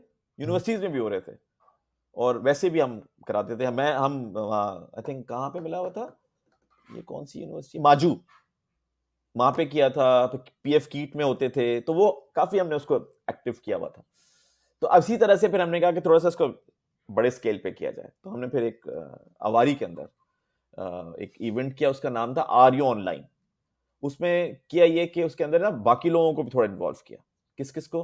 रिक्रूटर्स को इन्वॉल्व किया, क्योंकि रिक्रूटमेंट बहुत बड़ी चीज थी जमील की। हुँ। फिर हमने जो ब्लॉगर्स थे उस जमाने में, जो मशहूर हो रहे थे, उनको फिर हमने किया। और इसके अलावा फिर ये थे क्या कहते हैं, टेलीनॉर परसोना ने उसको स्पॉन्सर किया उस इवेंट को। अच्छा, अब वो जब इवेंट हुआ 100 लोग आए थे उस इवेंट के अंदर। वो जो इवेंट हुआ वो फिर ऑब्वियसली हम उसकी पहले मार्केटिंग भी करते रहे, फिर वो जब खत्म हो हुँ। गया तो फिर मार्केटिंग होती रही, एक आध डेढ़ महीने। अब जब हमने रिपोर्ट भेजी ना टेलीनॉर को कि देखिए वो आपने स्पॉन्सर किया था ना, तो ये हुआ है, तो टेलीनॉर लेके ना बैठ गया उस रिपोर्ट को, कहते ये क्या है, ये क्या कर रहे हैं। हमने कहा भाई ये तो ऐसा है ऐसा है। कहते यार इतनी एंगेजमेंट, इतने लोग बातें कर रहे हैं और इतने प्लेटफॉर्म्स, ये तो जबरदस्त है। हमने कहा हाँ ये कर रहे हैं हम, इतने टाइम हो गया, कितने साल, 9 साल हो गए, 9 साल से हो रहा है। अच्छा खैर वो चुप हो गए। फिर होता ही है कि 15 अक्टूबर 2009 इजी पैसा लॉन्च होता है, और नवंबर के फर्स्ट वीक में हमारे पास कॉल आती है, और फिर वो कहते हैं कि अच्छा, इसमें एक और स्टोरी भी थी ना जो आपने बताया था, सीएनएन का रिपोर्टर आया हुआ था, उसने जी भी जी मैं वहीं से बता रहा हूँ कैप्चर किया कि वो था। स्टार्ट अच्छा। कैसे होता है, उसके बाद में आगे हाँ। वहीं सीन पे लेके जाऊंगा। तो वो हुआ ये कि उनका फोन आता है कि यार मोहसिन, इजी पैसा की कम्युनिटी बना दें। मैंने कहा, क्या बना दें? कहते हैं इजी पैसा है ना, हमने ये जो लॉन्च किया अपना मोबाइल मनी इनिशिएटिव, तो ना इसकी कम्युनिटी बना दें, हम आपको फेसबुक और ट्विटर दे देते हैं, आप इसको रन करें। अच्छा, यानी कि जो उनका फ़ेसबुक का ऑफ़िशियल अकाउंट था या ट्विटर का अकाउंट था, वो उन्होंने आपको कंट्रोल दे दिया था कि भाई जो करना है करो। हाँ हाँ, हमारी कोई एजेंसी नहीं है, हमारा कोई एडवर्टाइजिंग हुँ। का बैकग्राउंड नहीं है, हमें कुछ नहीं पता वो हमसे क्या बात कर रहे हैं उसके ऊपर। तो मैंने उनसे पूछा भी था कि हम ये कैसे बनाएंगे, तो उन्होंने कहा कि यार देखें, जो लास्ट टाइम आपने भेजी थी ना रिपोर्ट, तो अगर वो उसके 20-20 स्लाइड्स भी आ गई ना हमारे पास, तो बहुत बड़ा काम हो जाएगा हमारा। आप सिर्फ इसकी ना कम्युनिटी बना दें। अच्छा, कम्युनिटी से हमारा कोर जो बात निकलती है ना, कम्युनिटी का मतलब था बातें करो। ये आपका ख़्याल था या उनका ख़्याल था? हमारा ख्याल था, अच्छा। हमारी कम्युनिटी का मतलब यही था ना कि वो हुँ, कमेंट्स आए, बातें करो, ये करो, डिस्कशंस करो, वो करो, जो हम मैं आपके साथ कर रहा हूं, वो स्टेटस में चलते थे, cut cut hmm. Cut cut cut cut. क्योंकि ये तो भी कुछ अरसे पहले स्टार्ट हो गया ना, वीडियो शेडियोस, ये वो पॉडकास्ट वगैरह तो अभी की है। हाँ, लेकिन वो जो शुरू में लोगों ने कम्युनिकेट करना स्टार्ट हुआ था, क्योंकि वेब वो तो टेक्स्ट बेस्ड होती थी। हाँ। 2.0 जो आया था, वो तो हुँ, कमेंटिंग था ना, कि जो कंटेंट आ रहा है उसके ऊपर आप अपना पॉइंट ऑफ व्यू दे सकते हैं। हुँ। फेसबुक इसी पे तो चलती थी ना, कमेंट कर सकते हैं, लाइक कर सकते हैं, है ना, वो सब इस पे। तो हमारा भी बिल्कुल। यही था कि जब हमारी हमने जब इवेंट किया था तो उसमें जो कम्युनिकेशन होती थी, तो वो कम्युनिकेशन तो 300-300 कमेंट्स होते थे ना। 2-2 250-250 कमेंट्स हुँ, अच्छे बुरे मिला के सारे इतने होते थे। इसी को देख के टेलीनॉर आया था हमारे पास, क्या यहाँ तो एंगेजमेंट होती है, इतनी एंगेजमेंट है, हुँ। वाओ! तो अब खैर उन्होंने ये पैसे देखा थे होगा ना नहीं हमारे पास। कि ये जो इनबाउंड मार्केटिंग हो रही है फ्री ऑफ चार्ज, और हम जो है वो इतना बड़ा ब्रांड लेके बैठे हुए हैं, हम ये कर नहीं पा रहे, ये बंदा कैसे कर रहा है? ये कैसे कैसे कर हाँ, रहा है? क्योंकि क्योंकि देखें सिलसिला क्या है? वो सिलसिला ये है कि हर चीज़ इल्म है, हर चीज़ इल्म है। ये भी इल्म है, ये भी इल्म है, हर चीज़ इल्म है। चारों हुँ, तरफ इल्म ही इल्म है। नॉलेज प्रोसेसिंग हो रही है हर वक़्त, आपकी बॉडी में भी नॉलेज प्रोसेसिंग हो रही है। इवन इवन खुदा की ज़ात खुद इल्म है। यानी आप सोचा है ना कि अल्लाह मियाँ है, तो हर चीज़ इल्म है। अब हुँ, वो पुराने ज़माने में तो वो कैटेगरी निकालनी थी ना कि एक प्रोडक्ट है तो बेचो, बेचने के लिए बताना पड़ेगा। तो उन्होंने कैटेगरी बना दी एडवर्टाइज़िंग, मार्केटिंग ये वो कुछ। बट ये जो है, ये असल में अपनी कोर की तरफ जा रही है।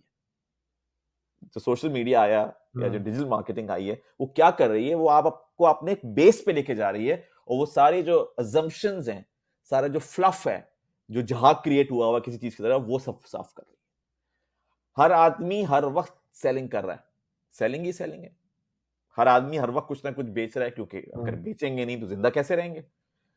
तो वो चीज़ें क्लियर हो रही हैं और जब वो क्लियर हो रही हैं तो ऑब्वियसली वो तो हमने तो किताबों में पढ़ी हुई थी और वो तो हुँ, ऐसी होती हैं, ऐसी होती हैं, ऐसी होती हैं। तो अब जब सोशल मीडिया आ गया तो उसने तो सारी बाउंड्रीज़ क्रॉस कर दी हैं। वो कहते हैं भाई हर वक़्त यही होता है। तो आई थिंक वो अंडरस्टैंडिंग जो है वो टेलीनॉर ने रियलाइज़ कर ली थी कि यार ये इस डायरेक्शन में हमें आगे जाना है। बट एनीवे खैर हमारे पास पैसे थे नहीं, टू बी वेरी ऑनेस्ट। हमने सोचा इसके ऊपर, फिर हमने कहा कि यार खुद ही दे रहा है, हमने माँगा तो है नहीं, कर लेते हैं, देख लेते हैं क्या होता है। फिर प्रेशर में भी थे कि पता नहीं कैसे बना पाएंगे, क्या होगा, और नाराज ना हो जाए हमसे ये। खैर ले लिया, स्टार्ट हो गए। और वो यही था मेरे साथ। एक और मेरी कुलीग हुआ करती थी, अमारा नाम है उनका, मेरे साथ काफी उन्होंने काम भी किया है। बस वो बैठ जाती थी और फिर मैं बैठ जाता था और हम बैठे हुए बातें करते रहते थे लोगों से, ये क्या हो रहा है, वो क्या हो रहा है। और हमने वहां कम्युनिटी बना दी थी।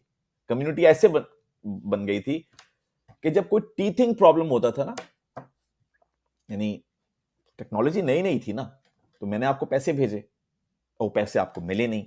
हुँ, अब उसमें कोई टेक्निकल इशू आ गया पैसे नहीं मिलने का। अब वो जो बेचारा बंदे हैं जिसने आप पे ट्रस्ट करके जिंदगी में पहली दफा किसी दुकान वाले को पैसे भेजे हैं, वो तो नाराज होगा ना। क्यों नहीं हाँ, नाराज होगा? तो वो आके नाराज होता, कहते ये वो। कम्युनिटी हमने ऐसे बना दी थी कि हम नहीं बताते थे। वो जो हमारे लोग थे ना, जो कम्युनिटी जो बना मेंबर्स दी थे। थी, वो फिर लड़ा हुँ, करते थे उसके साथ। ठहर जाओ, हो जाएगा मसला सॉल्व।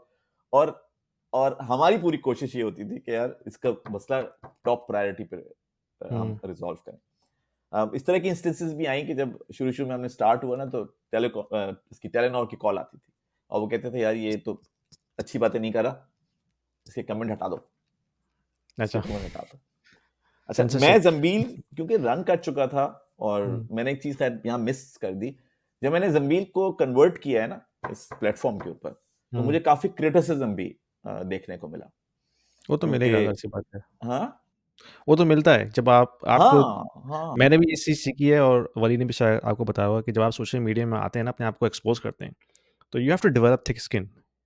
यू नो, आपको सिर्फ़ लाइक्स ही नहीं मिलेंगे, आपको हेट भी मिलेगी, आपको ट्रोलिंग भी होगी आपके साथ।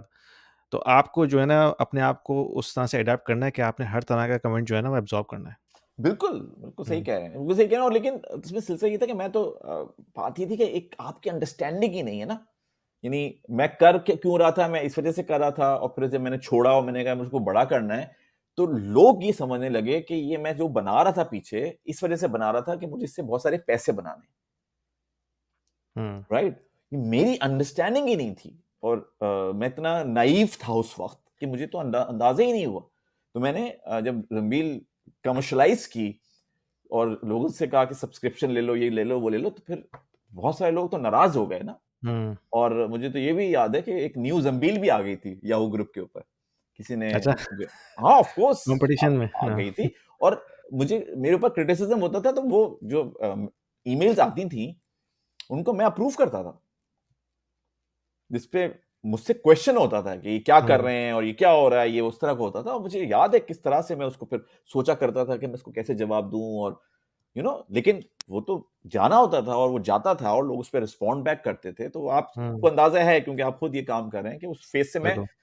2007 में 2007 नहीं 2008-9 में गुज़रा हूँ इस चीज़ से। जहाँ क्रिटिसिज़्म ज़ंबील पे आता था और मेरे ऊपर होता था वो, कि ये हुँ, तो पैसा बनाने के लिए इन्होंने बनाई पाकिस्तान में थी। तो खैर पर्सनल अटैक्स बड़ी नॉर्मल सी चीज़ है ना, वहाँ अब तो हो गए हैं लेकिन उस वक़्त हाँ, तो अब वही ना जब आप सोच रहे हो कि यार अच्छा, अच्छा, अच्छा, अच्छा और एकदम से अरे! ये तो ऐसा लगा कि मैंने उनको धोखा दे दिया है, उन उन उन सारे के सारे पूरी टेलीकॉम हाँ, इंडस्ट्री को। तो एनीवे वो लर्निंग थी। इसमें खैर इसमें लोगों का कोई वो नहीं है कि वो गलत सोच रहे थे। जो फैक्ट्स थे वो तो फैक्ट्स थे ना, उस कल्चर के, उन चीज़ों के। मैं हुँ, ही नाइव था कि जिससे मुझे इन चीज़ों का अंदाज़ा नहीं था।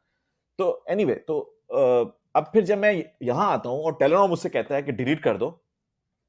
मैं कहता था मैंने तो ज़ंबील में नहीं ईमेलें डिलीट की जो मेरे लिए लिखी हुई होती थी।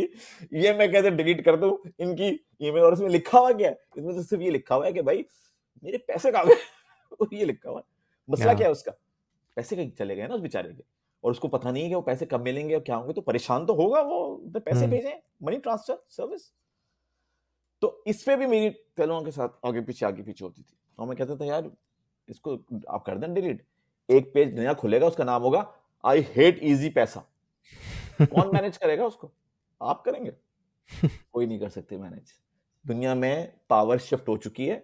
पावर अब हुँ, आम लोगों के पास चली गई है और वो चाहे अच्छे हैं, चाहे बुरे हैं, अगर आपको कोई चीज़ चाहिए तो आपको अडैप्ट करना पड़ेगा और अपने स्टैंडर्ड्स को रिवाइज़ करना पड़ेगा। ये मैंने हुँ, उनको उसी वक़्त तो वो प्रोबब्ली वो शायद उनको वो बात बुरी भी लगती होगी कि भाई हम इनको पैसे दे रहे हैं और हमें इंस्ट्रक्शंस दे रहे हैं बट हुँ, हुआ ये कि उसी पीरियड के अंदर आपको याद है ट्विटर नया-नया था उस ज़माने में, तो बहुत सारे जर्नलिस्ट बहुत एक्टिव थे ट्विटर के ऊपर। तो हमारी स्ट्रैटेजी यही होती थी कि यार ऐसे बड़े-बड़े लोगों को जाके बताओ क्योंकि उनका इन्फ्लुएंस है। हुँ, तो इसीलिए जब हमने प्रमोशन स्टार्ट की तो सीएनएन का एक जर्नलिस्ट था, वो आ गया वापस कहते हैं, "अरे! ये तो बड़ी इंटरेस्टिंग चीज़ हुई है।" तो ये तो हमें और इसको एक्सप्लोर करना है, तो हुँ। टेलीनॉर के ब्रांड मैनेजर से अब हमें कनेक्ट करा दें। और मेरे ख़्याल में इंटरेस्टिंग चीज़ थी भी, यानी कि उस ज़माने में मोबाइल बेस्ड मनी ट्रांसफ़र बहुत कम कंट्रीज़ में हुआ करता था। एक में था hmm, Kenya, hmm, Pakistan was the second M Pesa, Kenya में सर्विस थी। हुँ, और उसके बाद पाकिस्तान में इन्होंने लॉन्च किया था। तो टेलीनॉर वाज़ वे अहेड जो वो हुँ, काम उस वक़्त कर रहा था वो। और इसीलिए उन्होंने हमें पकड़ लिया। यानी उन्होंने ये नहीं देखा कि हमारा हम सोशल मीडिया से हैं, नहीं है, हमें आता है, नहीं। उनको ये पता था हुँ, कि यार आने वाला वक़्त कम्युनिटी का है और अगर हमने कम्युनिटी के लोगों को पकड़ लिया, तो फिर हमारी हमारी सक्सेस है। तो हुँ, पाकिस्तान की पहली जो डिजिटल पीआर पिच हुई थी 2010 के अंदर, उन्होंने हमें कॉल कर लिया उसके अंदर। और उससे कहा कि यार आइए पिच कीजिए। मैंने उनसे पूछा था कि मैं क्या पिच करूँ? मुझे थोड़ी-सी कोई कुछ टिप्स ही दे दो कि मैं क्या डालूँगा उसके अंदर? तो कहने लगे अरे जो भी आपका है ना, आप बस वो दिखाइए, जो पीछे आपने ईज़ी पैसा किया है वो बताइए, बस आप आके ये बताइए। मैं गया मैंने कहा जी ये और अगर आप हमें एक लफ्ज़ में डिफाइन करना चाहते हैं, तो वो हुँ। है रिलेशनशिप्स। तो अच्छा, ये डिजिटल पिच किसको थी? ऑडियंस कौन थी उसमें? टेलीनॉर क्या ने जो अपना ब्रांड को उस वक़्त रीब्रांड किया था, उसका नाम था करो मुमकिन। तो टेलीनॉर ने ये पिच कॉल की थी और जो अच्छा, उनकी ऑडियंस थी, वो पूरा पाकिस्तान था। अच्छा। हाँ, तो उसमें पूरा ऑफ कोर्स फिर पाकिस्तान। जर्नलिस्ट भी होंगे, उसमें फिर दूसरे रिपोर्टर्स भी होंगे। सब थे। डिजिटल हुँ, पीआर का मतलब ये है कि हुँ, लोग आपके लिए फाइट करें, है ना? आप परसेप्शन ऐसा बिल्ड करें कंपनी का कि हुँ, लोग कहें कि यार I am very close to brand loyalty. Um, brand loyalty. तो हुँ, टेलीनॉर उस वक़्त ही समझ गया था कि ये डिजिटल पीआर का गेम है। Hmm, marketing is secondary on social. अगर पीआर ज़बरदस्त है आपकी, तो फिर गेम है और हम भी यही कर रहे थे। हम जब रिलेशनशिप बिल्ड करते थे, रिलेशनशिप होती क्या है? पीआर बिल्ड करती है ना। अब जैसे मैं आजकल रियल एस्टेट कर रहा हूँ, बहुत सारे हुँ, डेवलपर्स हैं, तो उनसे मैं यही कहता हूँ कि तुम और मैं, मेरा और आपका जो कनेक्शन है ना, वो गेम है। मुझे नहीं पता बिनगाटी कौन है, मुझे नहीं पता डेमैक कौन है, मुझे नहीं पता ईमार कौन है, मुझे कुछ नहीं पता। तुम हो। तो अगर बिल्कुल। मज़ा आ रहा है ना हम दोनों को, तो बहुत मज़ा आएगा। हुँ, लेकिन अगर मज़ा नहीं आ रहा ना मुझे आपसे, तो आप कुछ भी हो, हम एन्जॉय हुँ, नहीं कर सकते इस रिलेशनशिप को। तो वही वाली चीज हमने वहां रखी हुई थी अपनी कि यार वही जंबील वाली अप्रोच कि यार गेम्स आर रिलेशनशिप का है, इश्यूज का है, अगर इन चीजों को हम एड्रेस नहीं करेंगे तो हम आगे कैसे कैसे जाएंगे। हम्म। तो वही फिलोसफी मुझे तो आती, वही फिलोसफी थी भाई, मेरे पास कौन सी नई फिलोसफी थी, मैंने वही फिलोसफी उनको बता दी, मैंने कहा भाई ऐसे है। तो फिर वही हमने वो पिच विन कर ली, और आई थिंक वो बड़ा ब्रेक थ्रू था उस वक्त, क्योंकि बहुत बड़ी बड़ी एजेंसीज आई हुई थी, खासकर डिजिटल एजेंसीज नई नई जो बड़ी थी और बहुत हम्म। बड़ी हो गई थी, वो आई हुई थी, और हमने जो है वो डिजिटल पीआर पिच विन कर ली। अब विन की तो बस फिर हमने कंपनी सेटअप की वहां पे, लेन 12 के नाम से, और उसके बाद फिर एक्सपेंड करते चले गए, क्योंकि वो फिर बाकी जो ब्रांड्स हैं उन्होंने तो ये देखा कि अरे टेलीनॉर के साथ काम कर रहे हैं, चलो जबरदस्त काम हो रहा होगा फिर तो, क्योंकि टेलीनॉर वाज लीडिंग हम्म। इन। अरे और फिर ये बात 2009 की है, 2010 की ये है ना? 2010 की बात है। हाँ, तो उस वक्त तो फेसबुक खुद नया था, मतलब ये जो पायनियर है सोशल मीडिया के, फेसबुक हो गया या इवन ट्विटर हो गया, ये उस वक्त खुद इनको मेरे ख्याल में 2-3 साल ही हुए थे लॉन्च दो हुए हुए। तीन साल हुए थे हाँ, ऐसे ही। तो ऑफ कोर्स पाकिस्तान जैसे मुल्क में तो किसी को पता ही नहीं होगा कि ये चीज़ है क्या, और अगर पता भी होगा तो उनको ये बिल्कुल भी अंदाज़ा नहीं होगा इसको इस्तेमाल कैसे करना है। तो उस वक़्त इस तरह की सर्विस एस्टेब्लिश करना ये एक बड़ी अचीवमेंट है मेरे हिसाब से। तो आपने तो फिर लोगों की आँखें खोल दी होंगी, जो बड़े-बड़े ब्रांड्स वहाँ बैठे हुए यार होंगे। मैंने कुछ नहीं किया, I am being extremely honest. I think ये आइडेंटिफाई टेलीनॉर ने किया था कि ये जो काम कर रहे हैं, या जो हुँ, स्किल स्टैब्लिश की है कम्युनिटी की, वो ब्रांड के लिए बहुत फ्रूटफुल होगी। आई थिंक ये सारा क्रेडिट टेलेनॉर की उस टीम को जाता है। उसमें मैं दो नाम जरूर लूंगा ऊपर, ऑब्वियसली उस वक्त आई थिंक आमिर इब्राहिम थे नहीं थे, मुझे नहीं आइडिया उस वक्त, लेकिन जिनके साथ हमने काम किया, एक तो अरीज खान और एक अफान हैदर, ये और मार्केटिंग के कुछ लोग थे। तो हुँ, ये सारे लोग जो थे ना, आई थिंक ये थे टॉर्च बेरर उस वक्त के, कि उन्होंने एक ऐसी कंपनी के साथ रिस्क लिया जिसका कोई बैकग्राउंड नहीं, नथिंग, जिसका कोई जीरो, मार्केटिंग का बैकग्राउंड नहीं था। कुछ नहीं नहीं, और कोई कोई टीम शीम भी नहीं भाई। मतलब मेरे पास दो तीन लोग थे ना सिर्फ, जो हम हुँ, जमील को रन कर रहे होते थे।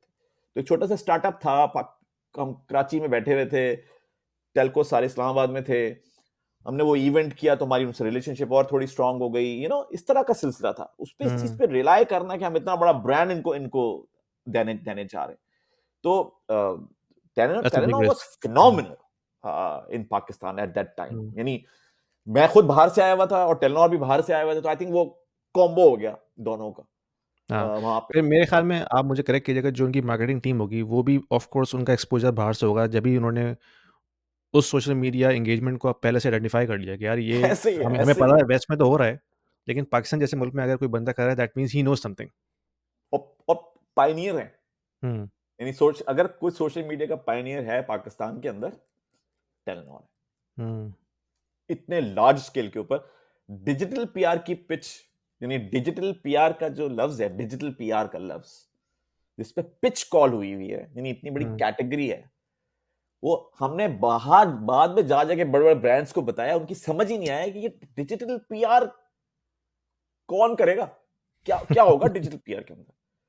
तो खैर वो आई भी वाज तो लकी, हाँ, शेल को हमने पिच किया डिजिटल पीआर।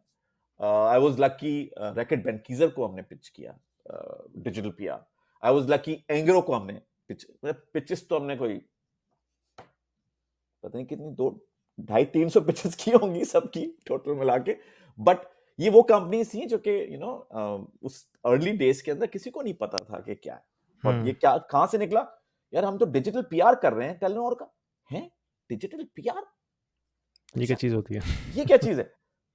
तो ये वहां से देखे ना, तो इसलिए आई थिंक वो लेन 12 का सारा क्रेडिट जो है, वो वाली बात आपने पूछा ना प्लेटफॉर्म की, तो आप जैसे मुझे कह रहे हैं कि यार मोहसिन आपने जंबीर का प्लेटफॉर्म दिया, तो मैं यहाँ टेलेनॉर को लेकर आऊंगा कि टेलेनॉर ने हमें वो स्पेस दी, इस हुँ, चीज को समझा कि यार ये इसके साथ जाएगा, तो उन्होंने वो फ्लफ पे नहीं गए।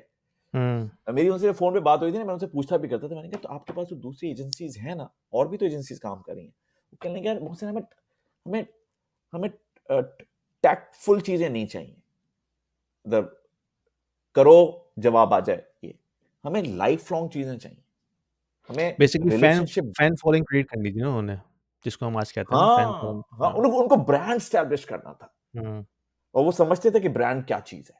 उनको पता था कि ये जो छोटी-छोटी एंगेजमेंट नहीं है मेरी आपकी, हुई खत्म हुई, हुई खत्म हुई, खत्म हुई, इसकी कोई वैल्यू नहीं है। हुँ, जब तक हमारी डीपर कन्वर्सेशंस नहीं होती, मैं आपके लिए वाक़ई फ़ायदेमंद साबित नहीं होता किसी भी तरीके से, तब तक हम एक-दूसरे को याद नहीं और हुँ, रख पाएँगे। सो दे अंडरस्टूड दैट थिंग कि ये उस वक़्त हो रही है। तो आई थिंक सारा क्रेडिट तो टेलेनॉर को जाता मैं तो, बल्कि मेरी जो बिल्कुल। पिच स्लाइड है उसमें लिखा हुआ भी ये है कि ये कंपनी जो है ये बेसिकली टेलेनॉर ने इनक्यूबेट की है। अनऑफिशियली, नॉट हाँ, ऑफिशियली बट हाँ, अनऑफिशियली। बेसिकली आपको एक्सेलरेशन पाथ दिया ना उन्होंने, आपने एक चीज़ एस्टेब्लिश की लेकिन वो बहुत छोटे स्केल के ऊपर थी और उसको इतना एक्सपोज़र मिलना बड़ा मुश्किल था अनलेस टेलिनर जैसा ब्रांड जो है आपके साथ कनेक्ट हो जाता और वही और उसने एब्सोल्युटली, आपको बेसिकली एब्सोल्युटली वो एक स्पेस एक उन्होंने मुझे दे एक्सेलरेशन दी। पाथ दिया। हुँ, स्पेस मुझे दे दी कि मोहसिन ये हुँ, स्पेस है, इस पे एग्ज़ैक्टली वही कीजिए जो आप पीछे 9 साल से कर रहे हैं। हुँ, आप सिर्फ़ ये बताइए कि क्या करना है। तो हमने कंटेंट के कैलेंडर्स बनाए, फिर हमने क्या कहते हैं गाइडलाइंस क्रिएट की, एफएक्यूज़ किए, मतलब वो पूरा इकोसिस्टम क्रिएट कर दिया ना सोशल के चारों तरफ कि भई हुँ, इन्फॉर्मेशन जो है ना, वो सेकंड्स में जानी चाहिए कस्टमर के पास। क्या-क्या गलत हो सकता है? डिजिटल पीआर हुँ, क्या था? हमारे पास लिस्टें पड़ी हुई थी कि अगर ये हुआ, कंटीजेंसी प्लान हुँ, है ना, अगर ये हुआ तो क्या होगा? अगर ये हुँ, हुआ तो क्या होगा? अगर कस्टमर को ये बात बुरी लग गई तो क्या होगा? किससे अप्रोच करेंगे? कैसे अप्रोच करेंगे? हुँ, कहाँ पहुँचेंगे? आप समझ रहे हैं ना सारी चीज़ें? पहले से ही सारा ओके का व सारा प्लान हुआ हुआ था। हाँ, आज हम इसको कहते हैं कस्टमर एक्सपीरियंस क्योंकि मैं इसी फील्ड में हूँ तो मुझे पता है कि कस्टमर एक्सपीरियंस किस तरह आपने ड्राइव करना है। उसमें सिर्फ़ ये नहीं कि आपने कस्टमर की कॉल कैसे रिसीव करनी है, उसमें पूरा एक एंड टू एंड एक्सपीरियंस होता है कि भई कस्टमर का रिटेल शॉप के साथ क्या एक्सपीरियंस है, कस्टमर का आपकी जो बिलिंग डिपार्टमेंट है उसके साथ क्या एक्सपीरियंस है। कोई इश्यू आ रहा है तो वो किस तरह से हम सॉल्व कर रहे हैं। तो वो पूरी जो जर्नी है, वो डिफाइन करती है कि कस्टमर एक्सपीरियंस कैसा है। तो आपने जो ये पूरा सेटअप एस्टेब्लिश किया टेलीनॉर का, तो क्या उनका ताल्लुक आपका जो रिलेशनशिप था, वो उनकी जो सपोर्ट टीम थी, उनके साथ भी था कि अगर भई कोई सबके साथ कोई था क्योंकि कस्टमर ट्रांज़ैक्शन फेल सर्विस हो हम गई है? कर रहे थे। हाँ, बिल्कुल, कस्टमर सर्विस हम कर रहे थे, डिजिटल पीआर हम कर रहे थे, रिसर्च हम कर रहे थे, फिर ना चाहते हुए भी मार्केटिंग हम कर रहे थे। वो सारे काम क्योंकि जब आप कस्टमर से बात कर रहे हैं तो कस्टमर डज़न्ट केयर कि वो किससे बात कर रहा है। हुँ, उसकी तो जो क्वेरी है वो कहता है टेलेनॉर ये बता दो। हाँ, अरे टेलेनॉर ये बता दो, टेलेनॉर ये बता दो। आप उसको ये थोड़ी कह सकते हैं यार इसके लिए इस कॉल पे ना फ़ोन करें, उसके लिए उस कॉल पे फ़ोन करें, ना। वो वहाँ है, उसको आपने हुँ, सर्व करना है, ये आपका आपका काम है, हुँ, इसको वेरी सर्व इंटरेस्टिंग। सर्व यानी करना। कि बेसिकली आपने एक इनबाउंड चैनल क्रिएट कर दिया था डिजिटल जिसको हम आज सोशल मीडिया कहते हैं, टेलीनॉर के लिए कि भई सारी क्वेरीज़ जो हैं, वो उस चैनल से आ रही हैं इनबाउंड उस वहाँ से आ रही और हैं फिर और आपने जो है वो डिसाइड करना है कि वो किस तरह राउट होगी इंटरनली टेलीनॉर के अंदर। एब्सोल्युटली और हुँ, कॉल्स उनकी गिर रही हैं, लाइव कॉल्स। हुँ। लोग जो हैं वो कहते हैं यार डाल दिया ना मैसेज, जवाब आ जाएगा, फ़ोन करने की क्या ज़रूरत है, कब तक इंतज़ार करते रहो? ये बड़ा आपने इम्पोर्टेंट पॉइंट वो बोला है, यानी गिरनी कि शुरू हो गई। जो ट्रेडिशनल कॉल सेंटर लेके बैठे हुए लोग, वो अभी भी उस माइंडसेट में है कि यार हमने आईवीआर की कैपेसिटी कैसे बढ़ानी है। जबकि अब तो इतने एस्टेब्लिश्ड चैनल्स मौजूद हैं कि आप ईज़िली 50% कॉल वॉल्यूम डाइवर्ट कर सकते हैं, एसएमएस के ऊपर या ट्विटर के ऊपर या इवन व्हाट्सएप के ऊपर। Sorry for the interruption, guys. Just wanted to let you know that we have a team of realtors which is covering the entire GTA as well as some outside areas as well, like Brent region where I am based off, and I help out the clients in this region as well. So if you have any needs with regards to real estate transactions, buying, selling, investing, renting, let me know. There's a link down there where you can book a one-to-one consulting call with me, and we will be more than happy to help you out. Let's get back to the video. बिल्कुल, बिल्कुल। और अब तो आपके वो जेन AI आ गया है तो Hmm. चैट जीपीटी आपको बहुत ज़्यादा असिस्टेंस दे देता है उन चीज़ों पे। सो बिल्कुल। वो समझे वो सारे काम हो कर रहे थे। तो उसका जो स्कोप था वो काफ़ी वाइड था। स्टार्ट तो डिजिटल Hmm. पीआर से हुआ था लेकिन ऑब्वियसली वो फिर उसने ऑटोमैटिकली कस्टमर सर्विस भी उठा ली थी। फिर ये Hmm. सारी इधर रेज़ोल्यूशन जो रिपोर्टिंग हमारी होती थी वो यही होती थी कि कितनी क्वेरीज़ आईं और ये क्वेरीज़ कम क्यों हो रही हैं आना? Hmm. ये कंसर्न था। यानी कम हो रही हैं तो इसका मतलब है कि कस्टमर कंफर्टेबल फील नहीं कर रहा। ये तो बढ़नी चाहिए ना, ये तो और सवाल आने चाहिए क्योंकि हाँ। जितने सवाल आएँगे तो इसका मतलब है और कस्टमर हमसे एंगेज हो रहा है। तो ये कम कम क्यों हो रही है? ये तो बढ़नी चाहिए। और वहाँ पे Hmm. ये मेज़र करते थे कि कॉल्स कितनी कम हो रही हैं, तो कस्टमर सर्विस में ये था। बाकी जगहों पे ऑब्वियसली फिर रिसर्च थी इतनी बड़ी। ये लोग कौन हैं जिनसे आप बातें करते हैं? ये हैं कौन? कहाँ डेमोग्राफिक्स से क्या इनका है इनकी? ताल्लुक है, हाँ। क्या बातें करते हैं, क्यों करते हैं, इनसे बातें करने का क्या फ़ायदा? हमारी तो बहस होती थी हुँ, ना, इनसे बातें करने का क्या फ़ायदा? हुँ, ये क्या आपको वैल्यू ऐड करके देंगे? अच्छा, जो लड़ रहे हैं लोग आपके लिए, ये लोग कौन हैं और ये क्यों लड़ते हैं टेलीनॉर के ब्रांड के लिए? और उनके लिए ये एडमिन इतना इम्पोर्टेंट क्यों है? एडमिन रिलेशनशिप कैसे बनाएँ? मतलब वो तो हुँ, पैंडोरा बॉक्स है ना जब आप लेके बैठ जाते हैं। तो वो सब का सब जो है वो उस वक़्त हो रहा था और हुँ, उसमें यही था कि हमारी बड़ी मैसिव लर्निंग है, समझे आप? हमें डिजिटल पीआर टेलीनॉर ने सिखाई, मार्केटिंग टेलीनॉर ने सिखाई, कस्टमर हुँ, सर्विस हमें टेलीनॉर ने सिखाई और इस कॉन्फिडेंस से सिखाई कि यार ये तो करना है, ये हुँ, तो हुँ। होना है, ये तो है नहीं कि हम हमें नहीं आता, ये हो नहीं सकता। हाँ, ऐसा कुछ सीन ही नहीं है, रास्ता निकाला तो है, कुछ ना कुछ होगा। अब लेन 12 का इस वक़्त क्या स्टेटस है? अभी भी वो ऑपरेशंस में जी, है जी, या बिल्कुल, वो लेन 12 अभी तक ऑपरेट कर रही है। मिडल ईस्ट के हमारे क्लाइंट्स हैं कुछ, खासकर ओमान के अंदर, तो उनके हुँ, साथ हमें तकरीबन 10-10, 12-12 साल हो गए हैं काम करते हुए। तो उनका सारा डिजिटल जो है वो हम लोग देख रहे हैं। जो नोटेबल अच्छा, कुछ ब्रांड्स हैं उनमें माज़दा है और जैक है, फिर ब्रिजस्टोन है, टोटल है, फिर रेंट a कार मतलब ग्रुप है जिसकी बहुत सारी ये हैं कंपनीज़ हैं, तो उनके साथ हुँ। हम अब तक काम कर रहे हैं। तो अभी क्योंकि हम कितनी बड़ी ओमान टीम पहुँच है? गए थे 2012 में। वो भी बड़ी इंटरेस्टिंग चीज़ है कि लोग मुझसे कहते हैं कि पाकिस्तान से आप निकल के चले गए। जब ये चीज़ें स्टार्ट हुई तो आप खुद अंदाज़ा कर सकते हैं कि ये उस मार्केट के अंदर जहाँ पे हम पहले कुछ थे ही नहीं और 2-3 साल में हम जो है वो लाइमलाइट में आ गए क्योंकि बड़े-बड़े ब्रांड्स आ गए हमारे हुँ, पास। तो बहुत से लोगों ने हमें अप्रोच भी किया लोकल कंपनीज़ ने कि यार पार्टनरशिप्स कर लें, ये कर लें, वो कर लें।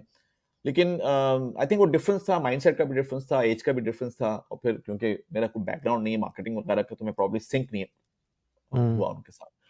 तो मुझे ये लगा कि अगर मैंने पाकिस्तान में रहा ना तो मैं बहुत जल्द फेड आउट हो जाऊँगा क्योंकि मेरी हमारी एज क्या है?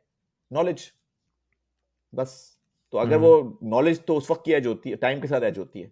तो अगर आपने वो सिग्निफिकेंटली इंक्रीज़ नहीं की, तो आपको हुँ, फ़ारिग कर देगा। तो और फिर जिन लोगों से मैं मिल भी रहा था वो सारे हाई प्रोफाइल बड़े-बड़े लोग थे। क्योंकि वो काफ़ी क्यूरियस थे कि यार ये हुँ। आप तो आपको किसी कंपनी ने अप्रोच नहीं किया एक्विज़िशन के लिए कि भई ऐसे हम ही आपको मैं ये एक्वायर कह रहा हूँ ना करते हैं? काफ़ी हाँ, हमारी बातचीतें चली हुँ, हैं। बड़े-बड़े हुँ, नाम हैं जिनके साथ बातचीतें चली। बट चीज़ें बस आई थिंक बन नहीं पाई प्रॉब्लम मैं एक बहुत बड़ा फैक्टर हूँगा उस चीज़ के अंदर कि शायद मुझे समझ नहीं आ रही थी या हुँ, आई थिंक ये सारे सिलसिले थे। तो काफ़ी लोगों से बातचीत वहाँ पे चली। फिर 2011 में मैंने कहा कि यार ये तो एक्सपेंड करना होगा, यहाँ से निकलते हैं और क्योंकि इतने बड़े ब्रांड्स के साथ हमने काम कर लिया था, Standard Chartered, Levi's, Reckitt Benckiser, P&G, Unilever, Standard Chartered मतलब ये सारे बड़े-बड़े ब्रांड जितने थे इनके साथ हम कर चुके थे। हमने कहा चलो निकलते हैं यहाँ से और आगे देखते हैं। तो दुबई में जाके हमने कंपनी खोली थी। आई थिंक 2012 का अर्ली जनवरी-फरवरी की बात है। हुँ, और दुबई में फिर हमने काफ़ी पिचिंग वगैरह स्टार्ट की। अच्छा मैं सिर्फ़ दुबई नहीं देख रहा था क्योंकि मेरे पास ब्रिटिश पासपोर्ट था, तो बहुत बड़ा एडवांटेज था मुझे ट्रैवलिंग का। मैं कुछ महीने तो मैंने लगाए वहाँ पे दुबई में, लेकिन मुझे दुबई में मज़ा नहीं आया। मज़ा इसलिए नहीं आया क्योंकि पाकिस्तान के अंदर ना हमारा पेट काफ़ी भरा हुआ था। 2-2 साल के कॉन्ट्रैक्ट साइन हुए हुए थे हमारे, बड़े-बड़े ब्रांड्स हैं हमारे पास। तो जब हम दुबई जाते तो कहते अच्छा कहाँ पाकिस्तान से आ रहे हो? ओह! अच्छा और ले लो कॉन्ट्रैक्ट 3 महीने का, ले लो, 6 महीने का ले लो, 3 महीने का ले लो, 6 महीने का ले लो। तो मुझे समझ नहीं आ रहा था, मैं कहते यार मैं कैसे ले लूँ 3 महीने, 6 महीने के 6 लिए? महीने तो लर्निंग में निकल जाएँगे, समझने टीम में कि हायर इनकी करनी स्ट्रैटेजी पड़ती क्या है। है। हाँ, ऑफ कोर्स तो हुँ, सिंक होते-होते 4-5 महीने गुज़र जाते हैं। इसलिए 2-2 साल के कॉन्ट्रैक्ट साइन किए थे सबने हमसे। हुँ, मुझे दुबई नहीं समझ आ रहा था। तो मैंने कहा चलो कहीं और चलते हैं। तो बहरीन चले गए। फिर मैंने कहा चलो कतर भी चलते हैं, कतर भी चले गए। फिर वहाँ रिलेशनशिप्स बनाई, फिर ओमान भी चले गए। तो इन हुँ, चारों जगहों पे हम चले गए। हमने कहा यार ये दुबई वाला जो फ्लैग है ना, ये हम ओमान में यूज़ करते हैं और हम अच्छा। बहरीन में तो यूज़ अभी करते हैं और कतर में यूज़ करते हैं। तो अभी कितनी बड़ी टीम है लेन 12 की? लेन 12 की टीम काफ़ी छोटी है, अराउंड कोई 20 लोग हैं इस वक़्त अच्छा, उसके इस वक़्त। सो तो सारे इस वक़्त पाकिस्तान में ही हैं या पाकिस्तान से जी, बाहर जी, भी जी, हैं? हुँ, पाकिस्तान में ही है सारे। अच्छा, तो वहाँ पे जब हम कतर गए तो वहाँ हुआवे का काम मिल गया हमको। फिर वहाँ गए, बहरीन गए तो टेलीकॉम रेगुलेटरी अथॉरिटी है, टीआरए, उसका काम हमें बहरीन में मिल गया। ओमान आए तो एक बहुत बड़ा क्लाइंट, बहुत बड़ा ग्रुप था, वो हमें हमें मिल गया। तो हमें काफ़ी सक्सेसेस हो गई इस जगह के ऊपर। तो फिर हमने दुबई को जो है ना वो साइड पे कर दिया। हमने कहा भाई ये दुबई तो है, ये तो मज़ा नहीं आ रहा, हम इन जगहों पे ऑपरेट करते हैं। तो बस फिर वो वहाँ की जर्नी चलती रही। फिर अच्छा। ओमान पे बहुत फोकस हो गया, क्योंकि ओमान में काफ़ी बहुत काम किया ओमान के हुँ, अंदर। ऑटोमोबाइल ब्रांड्स के साथ काफ़ी काम किया है, जीएमसी, वॉल्वो, एमजी, लिंकन, बहुत गाड़ियों का बड़ा वैसे भी शौक है, हुँ। तो उनके साथ करते रहे। फिर टेलीकॉम कंपनी थी हमारे ना मोबाइल, उनके साथ काम किया। तो तकरीबन कोई 150 ब्रांड्स के साथ अब तक लेन 12 काम कर अच्छा, चुकी है, ज़बरदस्त। मोर और लेस, छोटे बड़े, मतलब जिनको टोटल देखा जाए। अच्छा, तो ये एक सवाल जर्नी मैं है। आपसे हाँ, एक सवाल मैं आपसे करूँगा कि क्योंकि आपका जो जर्नी स्टार्ट हुआ था वो ज़ंबील से हुआ था और वो बेसिकली हुआ था किस तरह नॉलेज शेयरिंग की जाए, ठीक है? और एक सपोर्ट सिस्टम बनाया जाए। तो आपने लेन 12 को एस्टेब्लिश किया उस वक़्त जबकि सोशल मीडिया किसी को नहीं पता था। अब तो ख़ैर ऑफ़ कोर्स ये मेनस्ट्रीम में आ चुकी है। तो कभी आपके ज़हन में ख़्याल नहीं आया कि मैं इसको एज़ ए एजुकेशनल कंटेंट के तौर पे एस्टेब्लिश करूँ यूनिवर्सिटीज़ के अंदर या कॉलेजेस के अंदर ताकि जो लोग मार्केटिंग से रिलेटेड हैं, वो उस तरह का कोर्स लेके अपने आप को जो है वो अपडेट करें? यार अब की बहुत अच्छी बात है, लेकिन मैं ये कहूँगा कि देखिए जब मैं ज़ब्बील कर रहा था ना, तो मैं मेरे पास था पीस ऑफ माइंड, फॉर्च्यूनेटली या अनफॉर्च्यूनेटली। पीस ऑफ माइंड ये था कि मोबिलिंग से मेरी नौकरी स्टार्ट हुई थी, राइट? और फिर मोबिलिंग ने प्रमोशन प्रमोशन दे दी थी, फिर सीधे यूके पहुंच गए थे, यूके में हुँ, भी जॉब शॉप कर रहे थे। तो वो जो पीस ऑफ माइंड था ना, वो पीस ऑफ माइंड ये था कि यार किचन चल रहा है, राइट? जब मैं एंटरप्रेन्योरशिप में एंटर हुआ ना, तो सबसे बड़ा जो धक्का मुझे लगा था, वो धक्का लगा था कि हर महीने पैसे नहीं आएंगे, राइट? कोई हुँ, फंडिंग नहीं हुई पीछे, कोई हुँ, थर्ड पार्टी थी नहीं, कहीं से लोन्स उठाए हुए नहीं थे, जो भी कुछ था फादर ने असिस्ट किया था, बट कुछ भी नहीं था। तो वो जो, और फिर वो पाकिस्तान था, तो वो तो बस रोलर कोस्टर था। आप थे 150 ब्रांड्स में हमने काम किया है, मतलब पागलों की तरह काम हुआ है इसके, दिनों रात काम हुआ। लेन 12 हुँ। में तो रातें लगती, वो मोबिलिंग थी वो बेसिकली उस पीरियड की स्टार्टअप थी ना बिल्कुल, हाँ। वो फुल नहीं स्टार्टअप भी थी, और रगड़ा था, फुल रगड़ा था। I am um, sorry to say, जिन लोगों ने भी लेन 12 में काम किया होगा वो अभी भी आपको बता सकते हैं कि हमारी काम की स्पीड तो अ, और वो भी हाई प्रोफाइल ब्रांड्स की आप बात कर रहे हैं, कोई छोटे मोटे ब्रांड्स की बात नहीं कर हुँ, रहे। पैम्पर्स की एक थी ब्रांड मैनेजर, वो खाल उधेड़ देती थी। मतलब हमारी ट्रेनिंग्स जो है ना, हुँ। ट्रेनिंग्स उन लोगों के साथ हुई हैं जो बेस्ट ऑफ द बेस्ट थे। ये जो आज बॉस जहाँ भी आपको नजर आ रहे हैं, ये कोई हमने कोई हम में थोड़ी कोई कोई सितारे लगे हुए हैं। बिल्कुल। बात ये है कि हमारा एक्सपोजर ऐसे लोगों के साथ हुआ है, ऐसे लोगों के, और बड़ा क्रेडिट जाता है उन सारे के सारे लोगों हुँ, को। वो उधेड़ दिया करते थे। इवन टेलीनॉर में भी जो काम होता था, टेलीनॉर कोई was not easy client, and होना भी किसी को इजी क्लाइंट नहीं चाहिए, बट वही सब आउटकम था। तो इसलिए हुँ, जो पीस ऑफ माइंड था ना, वो अभी भी नहीं है। तो हुँ, इसलिए वो वाला, वो जो आप मुझसे कह रहे हैं कि मैंने स्कूल रोलर कोस्टर है, चलो घुस जाओ, कंपनीज बनाओ नई। तो कंपनीज तो मैंने 14-15 बनाई होंगी। लोगों यानी कि उसका मौका नहीं मिल सका आपको फिर बाद में। हुँ, कर लेते हैं डिजिटल पीआर की कंपनी। आई थिंक दो हुँ, तीन तीन कंपनीज मैंने डिजिटल पीआर की बनाई थी अलग से। तो वो फिर फेल हो गई, रिलेशनशिप्स के ऊपर और सब चीजें। तो हुँ, टोटल 15 कंपनी तो बना चुका हूँ। तो मेरे दिमाग में ये था कि वैल्यू क्रिएशन आ गई है, अब वैल्यू क्रिएशन को मल्टीप्लाई करो। और फिर हुँ, ये भी सोचती कि अब जो लोग आ रहे हैं ना, बच्चे जो आ रहे हैं, जो हमें ज्वाइन करते हैं, इन्हीं के साथ फिर पार्टनरशिप्स करेंगे। तो हमारा जो जो कंपनी है वो basically act as a school, कि आप हुँ, आए, आपको कोई बात नहीं, सीखें, पोटेंशियल है आपका, पार्टनर बन जाते हैं, आए पार्टनर बन जाते हैं। तो इवन जो हुँ। रन कर रहे हैं वो एज अ एम्प्लॉय आए थे मेरे पास, और आज वो एज अ पार्टनर रन कर रहा है। अच्छा। एक और कंपनी है छोटे सिक्के, जो कि 2015 में बनाई थी, 15-16 में बनाई थी। जो आपने बात की, इतने इंटरव्यू किए, इतने इंटरव्यू किए, इतने इंटरव्यू किए, और लगा भाई हम यहाँ तो मिलियन बिलियन डॉलर की, सॉरी, ब्रांड्स की बातें करते हैं, और हमारे बच्चे इस काबिल ही नहीं है कि इन ब्रांड्स को उठा पाएं। वो इन हुँ, चक्करों में पड़े रहते हैं कि वो मेरी सैलरी तो कितनी इंक्रीज हो जाएगी, और फैसिनेशन जो होता है ना किसी चीज का, fascination big time missing, big time. Hmm, तो वो सोचते हुए ही बनाया था कि यार ये तो फिर, अगर हम किसी को 24 साल 25 साल में बुला के कह रहे हैं कि यार यानी हम तुम्हारी परवरिश कर देते हैं, तो लेट हो गया ना। तो जरा नीचे पहुंच जाते हैं। तो 13 से 17 हुँ। साल के बच्चों को एक्सपोज़र दे रहे हैं एंटरप्रेन्योरशिप का, छोटे सिक्के के थ्रू। अच्छा, ज़बरदस्त। छोटे सिक्के के थ्रू। तो वो स्कूल से हुँ, बच्चे जो निकलते हैं तो उनको फिर हम डिफरेंट डिफरेंट एक्सपोज़र देते हैं उन चीज़ों के। तो फिर कंपनीज़ बनाने का वो दिमाग पे सवार हो गया था। और फिर मैं हुँ, 2015 में गया था यूएस। तो 8-10 दिन मैंने सिलिकॉन वैली में गुज़ारे थे, क्योंकि वो आपने हर चीज़ पढ़ी हुई होती है ना, और देखी हुई होती है। हुँ, तो मैंने कहा जाके देखा तो जाए कि है क्या क्या भला। तो खैर जो मैं सोच के गया था वो बिल्कुल डिफरेंट था, और जो मैं लेकर आया वो बिल्कुल डिफरेंट था। बट और ये जो स्कूलों स्कूलों का था, ऑब्वियसली मुझे लोग बुलाते थे कि आए सेशन दे दें, वो दे दें, लेकिन हमने वो वाला इनिशिएटिव नहीं लिया, क्योंकि टू बी वेरी ऑनेस्ट मैं अब एंटी स्कूल हूं। वो क्यों? यार इसलिए कि जो फंडामेंटल चीजें हैं ना लर्निंग की, सीखने की, है ना, हुँ, वो है ये, है ना। तो अगर आपने सब्जेक्ट को नहीं समझा तो उसको फिजिक्स क्या पढ़ा रहे हैं आप, उसको हुँ, इंग्लिश क्या पढ़ा रहे हैं आप। हाँ, ये तो एक फंडामेंटल इश्यू है एक सब्जेक्ट ही पब्लिक नहीं स्कूल पता, सिस्टम मतलब का। मुझे ये नहीं हुँ, पता कि मेरा दिमाग जो है वो ऑपरेट कैसे होता है, किस चीज पे हुँ, फैसिनेट होता है, किस चीज पे नहीं होता। मेरी स्ट्रेंथ्स क्या है, मेरी वीकनेसेस क्या है, किस चीज का मुझे पैशन है, यानी इसको स्टडी नहीं किया। सेल्फ हुँ, अवेयरनेस एक सब्जेक्ट है ना। और इज बिल्कुल। कनेक्टेड है एपिस्टेमोलॉजी के साथ, मतलब जानने की साइंस, नॉलेज की हुँ, साइंस, एपिस्टेमोलॉजी, इसके साथ कनेक्टेड है सेल्फ अवेयरनेस।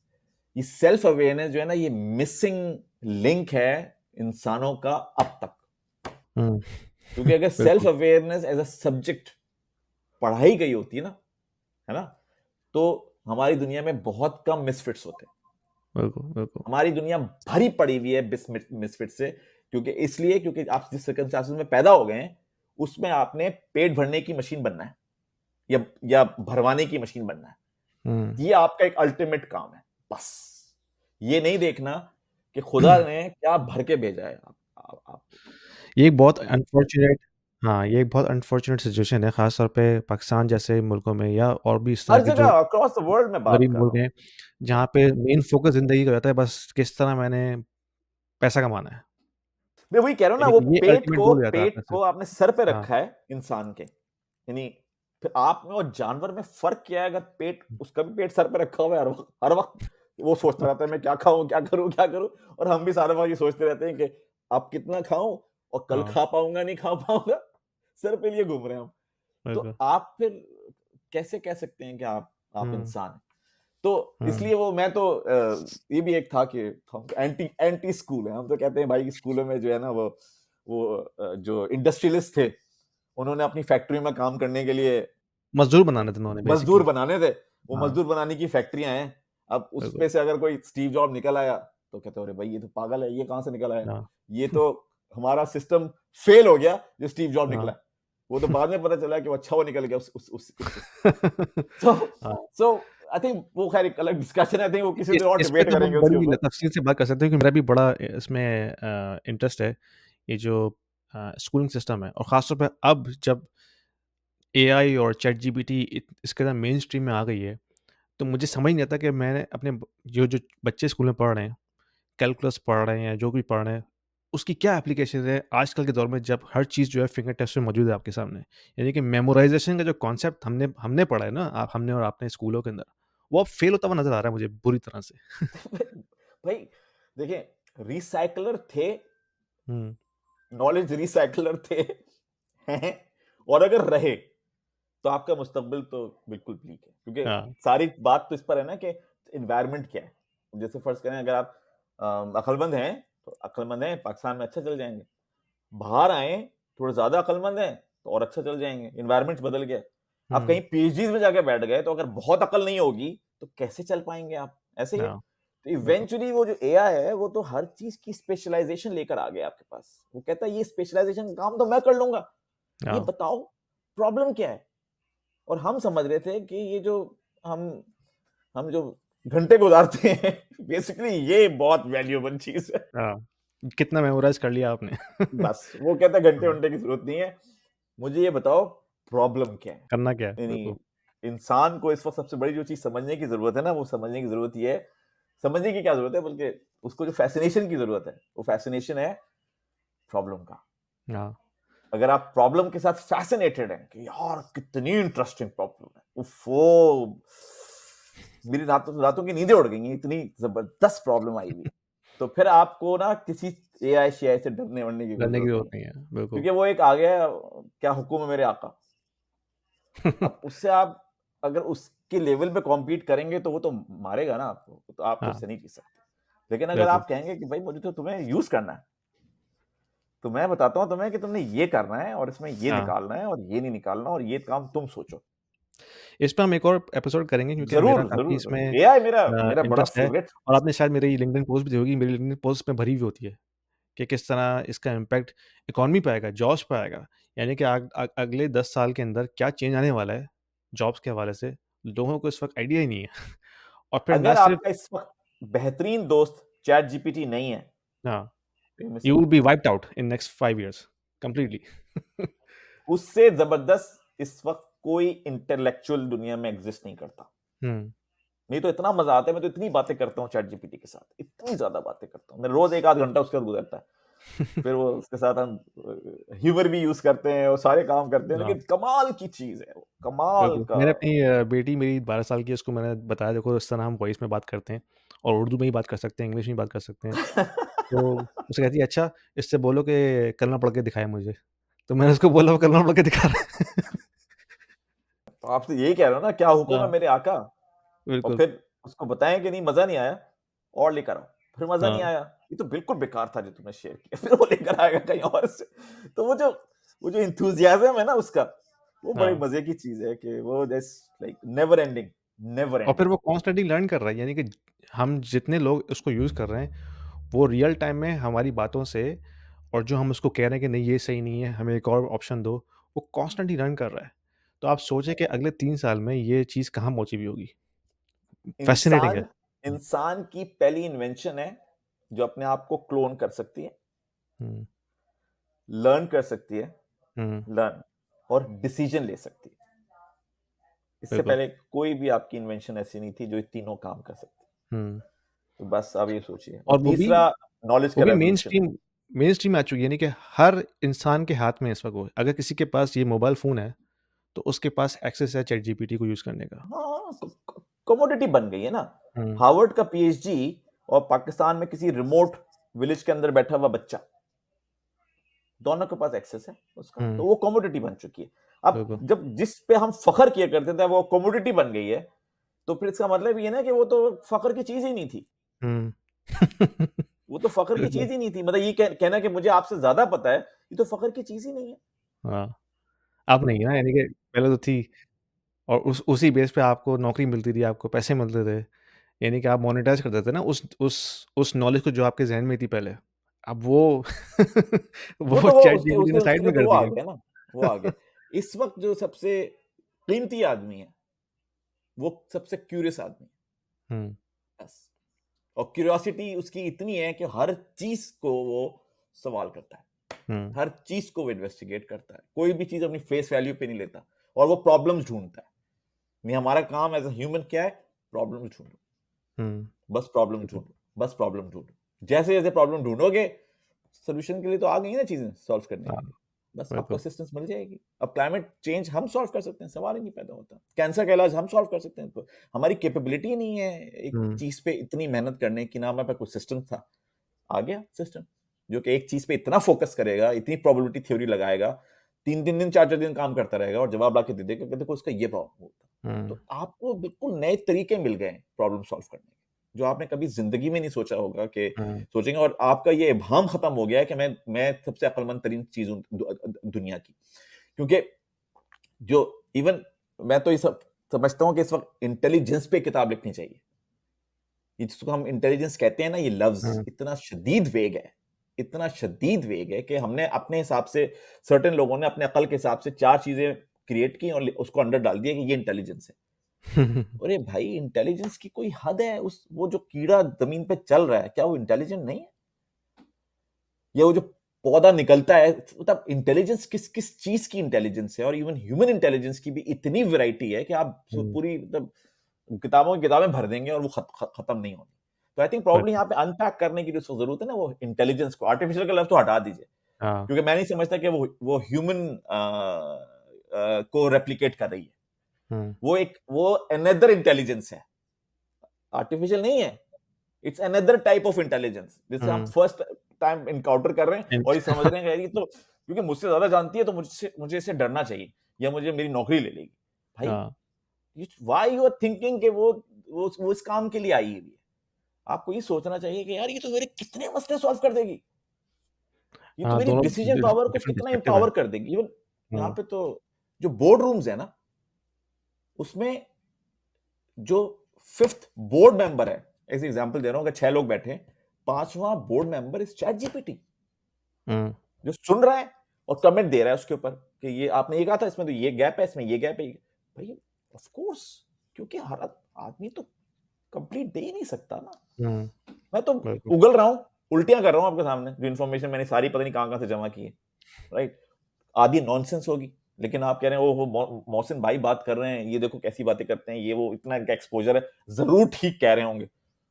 चैट जीपीटी तो कहता है कोई वो नहीं भाई, ये इन्फॉर्मेशन आ गई है, उसको इन्फॉर्मेशन की बेसिस पे हाँ, हम जज करते हैं, और इसमें ये इन्होंने बहुत ही स्टूपिड बात कर दी है इसमें तो फैक्ट चेक। फैक्ट चेक, हाँ, बिल्कुल बिल्कुल, एब्सोल्युटली फैक्ट बिल्कुल। Fact check. तो नहीं, ये तो बड़ा बड़ा ज़बरदस्त टॉपिक है, मेरा फ़ेवरेट टॉपिक है।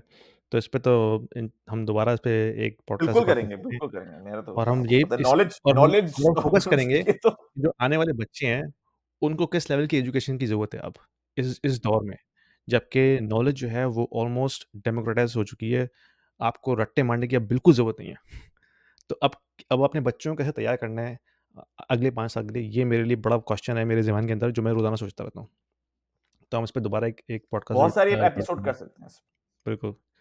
तो थैंक यू मोहसिन भाई, बहुत-बहुत शुक्रिया। हमारा मेरा मेरा टारगेट था 40 मिनट्स करने का और इस वक़्त ये 1 घंटा 20 मिनट हो चुके हैं, तो ज़बरदस्त वो गुफ्तगू रही हमारी। आप एडिट कर लीजिएगा बहुत सारी नहीं, बातें नहीं, हो गई। ये पूरी ये जो पॉडकास्ट है ये यानी कि नगेट्स से भरी हुई है। इसमें इतनी नॉलेज है, इतनी इसमें इन्फॉर्मेशन है, ख़ास तौर पे जो हमारे नए बच्चे हैं, उनके लिए जो इस वक़्त कॉलेज में पढ़ रहे हैं या कॉलेज से निकल के जॉब में जा रहे हैं, तो उनके लिए बहुत ज़बरदस्त लर्निंग है।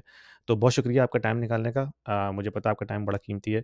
तो हम इसको इंशाल्लाह दूसरी और तीसरी पॉडकास्ट में दोबारा हमसे बात करेंगे। तो जरूर कोई लास्ट जरूर, thought before we close up? बहुत मजा आया, वेरी नॉस्टैल्जिक। आप मुझे वापस लेके चले गए, और प्रॉब्ली कुछ चीजें जो मुझे लोगों को बतानी चाहिए थी, खासकर आई थिंक टेलेनॉर का कंट्रीब्यूशन उस इंडस्ट्री के अंदर कि किस तरह से रेवोल्यूशनाइज किया टेलेनॉर ने, और हम जैसे लोगों को अपॉर्चुनिटी दी कि हम कुछ चेंज लेके आ सकें और इवन पाकिस्तान का नाम रोशन कर सकें पूरी दुनिया में बिल्कुल, जाके। तो आई थिंक वो आपकी इस पॉडकास्ट के अंदर हुआ है, और मैं सर्टेन चीजों को बहुत हाईलाइट करूंगा। तो thank you so much for giving the time, and I wish you all the best and looking forward for the next one. I think there is a lot to talk about. बिल्कुल, बिल्कुल, इंशाल्लाह। Thank you very much. चलें, god bless Allah you, अल्लाह हाफिज। Are you a non US tax resident and looking to open a business in the US?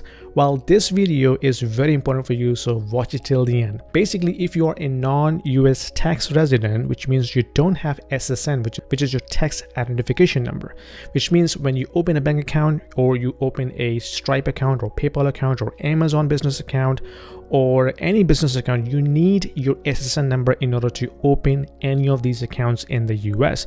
Well, if you are a non-US tax resident, which means you don't have SSN with you, you can have another identification which is called ITIN. So ITIN is similar 9-digit number which is used for tax purposes if you are a non-US tax resident. So whenever you apply for a business account or bank account or payment processing account like PayPal or Stripe or even Amazon FBA seller, or registering a business in the US, you can use ITIN instead of SSN.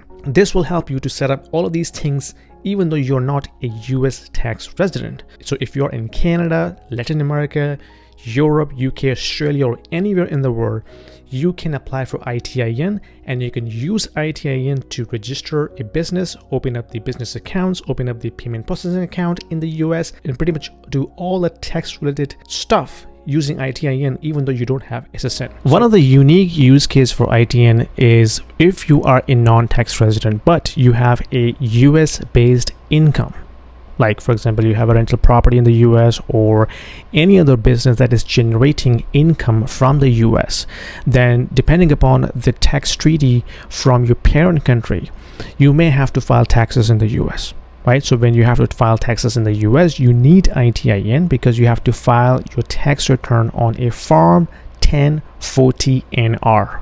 Okay, so if you are a non-tax resident, you need the Form 1040-NR in order to file your tax return, and when you fill out that form, you will be required to enter your ITIN because you don't have SSN. So in order to enter your tax identification number, you have to have ITIN number ready. Okay, this is a very common use case for all the non-tax resident that is generating income in the US. They need to file tax return. Depending upon your tax treaty between your parent country, you may need ITIN as well. So how do you get that? Well, there are some companies available on the internet that will help you to get you the ITIN, but they may charge between $400 to $600 per application. We have a company called ITIN, and they are one of the quickest in terms of submitting the application. So they will help you out in terms of collecting the documentation, help you out in terms of answering your questions, and help you out in terms of submitting the application. Now, the typical application process times takes between 4 to 14 weeks, but the ITIN people only take 48 hours to collect the information, help you out in the journey, submit your application, and from that point onwards, it's basically IRS. IRS can take between 2 to 12 weeks depending upon their volume of the applications, but throughout the process, they will handhold you in terms of opening up the accounts, help you to open up the FBA account or Stripe account or PayPal account, or guide you in terms of the entire process. They're pretty quick to respond. They have people speaking English and Spanish and Arabic, and they can give you very competitive rates as well. Plus, if you use my referral link, which will give you extra $50 discount when you purchase their services. So if you are looking to open a business in the US, start your journey today, apply for ITIN. Even though if you're not looking to open a business now, you should have ITIN just in case in the future if you want to open a business, you're ready from tax standpoint. So check the link in the description below, and let's get back to the video.